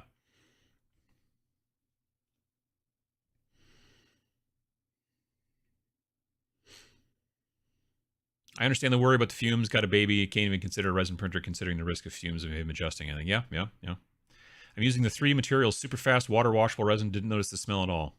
It's good to hear. After resin printing, clean up and keep everything but the printer in a sealed tub or cooler. Air out the room with a fan and an open window and you'll be fine. I find that I've ended up painting around a game, like characters and bestiary bits, but not the warband crew I planned. Bizarrely, procrastination while hobbying. Am I alone in this? I sometimes paint stuff that I'm like, I don't know why I'm painting this right now, but you just get into a mood and you start painting the thing, even though you got something else you were kind of trying to get done sooner. That happens. Hey, Adam, finally made it into a live show. Still rocking my Pachow beanie. Nice. I know Elegoo also sells charcoal filters that will fit in their printers. Yeah, I think I own a set of those. I think when I was trying to buy the Elegoo Saturn initially, those were for sale, but you couldn't get the Elegoo Saturn. As soon as they would put them on Amazon, because that's where they were selling them, was straight through Amazon, they would immediately get bought by people who would then relist them as collector's items or something like that, and then mark them up from like $500 to $750 or something stupid like that. This was like last year, and so it took me a long time to be able to finally actually buy the Elegoo Saturn at retail. It was nuts. But I was able to get the filters, I think, right away. I have 3 small exhaust fans in my paint room. 2 are bathroom exhaust fans. My paint room is also a Harry Potter room. I'm usually the only one fan on while I'm printing, and I've never had an issue. Yeah, it's just there's no ventilation in that room right now. There's not even a window. It's actually, it used to be an old coal bin. So evidently back in the day, someone would come to your house and like open a door on the side of your house. It's like this little steel door, and then just dump a bunch of coal into your basement or whatever, and then you would throw it into your furnace, I guess. I don't know. The house is like a little over 100 years old. So that was the coal bin, is the room that I now do my airbrushing and stuff in. And there is a door, but it's been welded shut, I don't know, for decades and decades and decades. So yeah, when I first moved into the house, I was like, oh, I should ventilate my airbrush room. That might help. And I was like, no, there's no way to do that. Honestly, with airbrush, it's not as big of a deal. You'll get particulate in the air, but you wear a mask and you're fine. But there's no fumes because your air compressor is just compressing the air that's already in the room, so it's not a problem. Using a rattle can in there, though, is not a good idea because then you get the propellant fumes and all that stuff, which is why I do my rattle canning outside. But if I had a ventilator that would blow that stuff outside, it would be a different story. But yeah, I'm still going to rattle can outside, but having a ventilator for the airbrush is a good idea.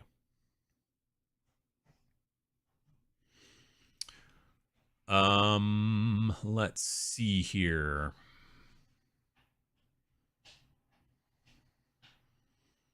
It is well past time for wargaming to have a faster and easier way to break into the game. I mean, like, that was the idea behind Kill Team. That's the idea behind Warcry. I feel like Kill Team has gotten, like, from the 2018 version to the 2021 version, I feel like they've made it a lot more dense. And so, I don't know, maybe that's what they're trying to do with these kind of Barnes & Noble style games, like Fireteam, Space Marine Adventures, Bloodborne, whatever, Bloodbound, whatever, you know, those types of games. I think those are designed to try to help get you in as a gateway game to some degree. I mean, that's what Space Hulk was to me. Space Hulk was the gateway game that got me into miniatures.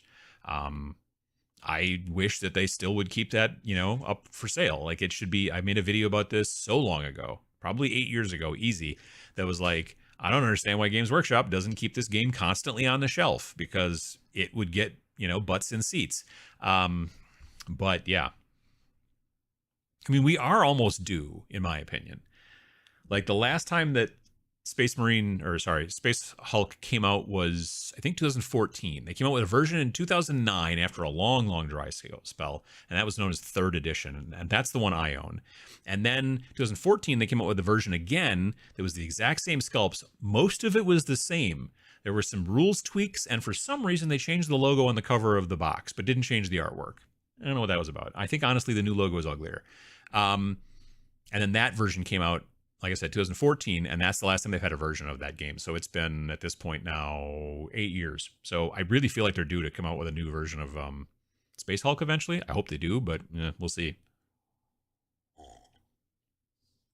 That said, some point this summer, my plan is, or maybe getting into fall, depending on how scheduling goes, but I want to paint my Space Hulk miniatures on Twitch. All the Terminators and all of the Gene Stealers. Might take a long time because there's a lot of Gene Stealers for sure. There's a decent amount of Terminators too, honestly. But yeah, I do want to dig up my old 2009 version and paint it on Twitch. I think that'd be a lot of fun. Right now I'm painting on Twitch. I'm finishing up a Warcry warband of Zarbag's Gits, not all of them, but a portion of them, and then all of Rippa's Snarlfangs, and I'm putting those two together into one group, one warband that is all Gloomspite Gits. If you're interested, I can click a button if I can see it. This microphone's kind of in my way. I paint on Twitch Monday nights at 7 p.m. and Friday mornings at 10 a.m., both Central Time. Even though tomorrow is Memorial Day here tomorrow, which is a bank holiday, as you folks across the sea, I think, say it, I will be still painting on Monday night here on Twitch. So you can see me finishing up probably on Rippa's Snarlfangs, or getting closer to finishing, maybe not finished, but getting closer and closer. And then I've got some other models that are in the queue. So the Space Hulk models are still a ways out, but I would like to get working on them as well. I think it'd be a fun project for the Twitch. I'd love to see a Death Corps of Krieg versus Traitor Guard battle report. Yeah, I think that'd be fun too.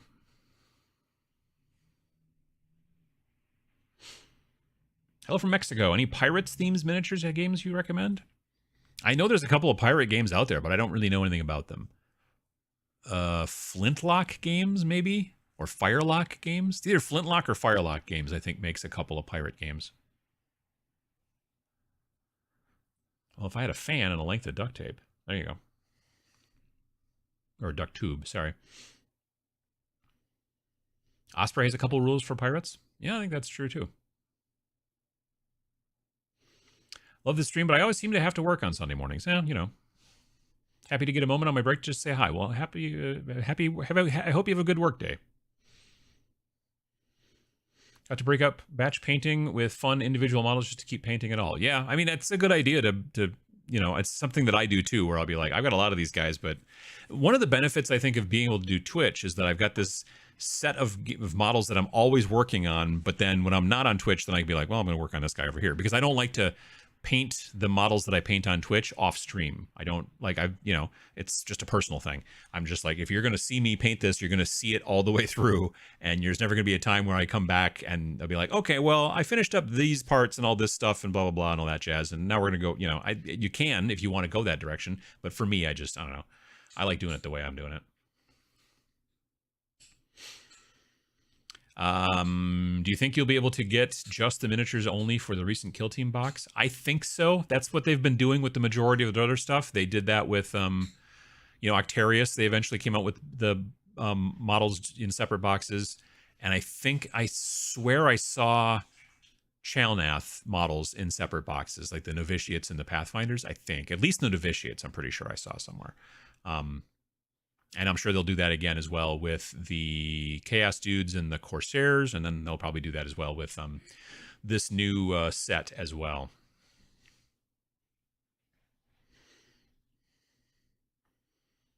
Blood and Plunder is an awesome pirate theme.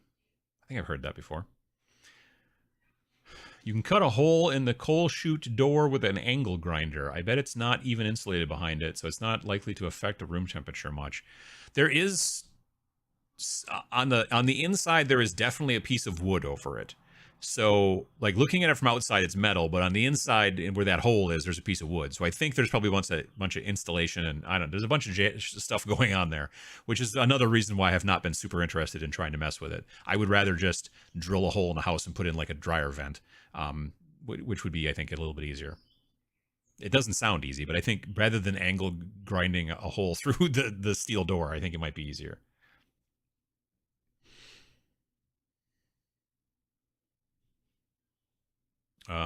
Let's see here. Most resin printers have adjustable feet on them, so you can level the machine on an unlevel surface, and it doesn't have to be perfect level to print. True, true. Give us new Space Hulk, also true.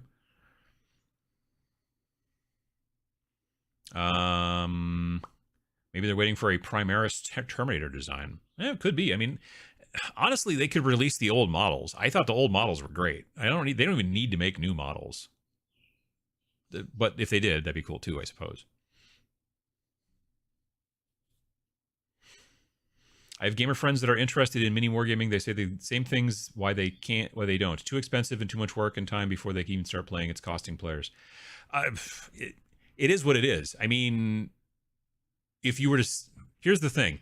and I've heard this as well.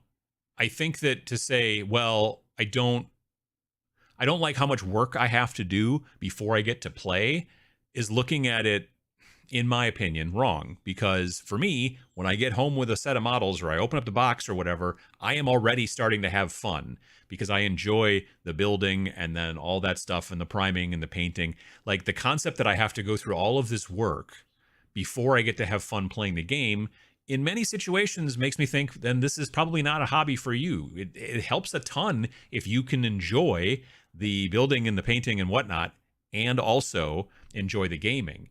On the other hand, you could just enjoy the building and the painting and never game. There's people out there who do that too, display painters and stuff like that. That's fine. But when you look at it from that aspect of like, oh, I have to go through all this work, then this is maybe not for you. Maybe board games are better. Maybe video games are better. In video games, you don't have to do nothing except for load it, right? You know, generally. So yeah, no, I hear that from time to time, and I don't think there's a way to solve that. Like you could be like, oh, well, just a bunch of pre-painted miniatures that I just take out of the box. Well, yeah, X-Wing was pretty popular for a while. It's less so now.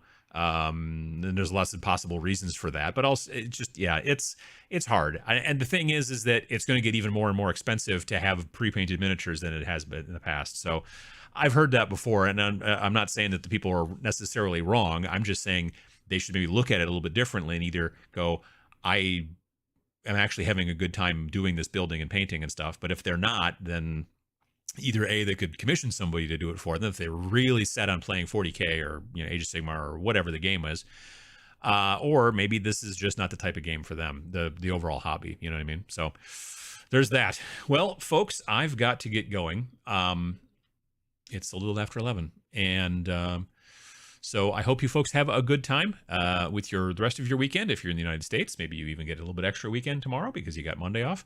I hope you do. And if you do, maybe you get to, I don't know, cook out on the grill or hang out with friends or something like that. I'm going to be going to a birthday party hopefully later this afternoon. So that's going to be kind of like my Memorial Day shenanigans. But yeah, again, like I said, even though it's Memorial Day on Monday, I'm still going to be streaming on Twitch tomorrow night, the normal time, 7 p.m. Central. So if you get the chance, hop on by. I'll be painting some more miniatures and answering questions and yammering away like this. So have a good rest of your weekend. And we'll see you again. If you're coming to the Tabletop Minions Expo next weekend, this upcoming weekend, the 4th and 5th of June, I'll see you there. Looking forward to it. And I can't see the buttons. Sorry. And that's pretty much about it. I can't think of anything else. Have a good weekend. Have a good week. Maybe we'll see you at TMX. If not, we'll see you in another couple weeks. Thanks for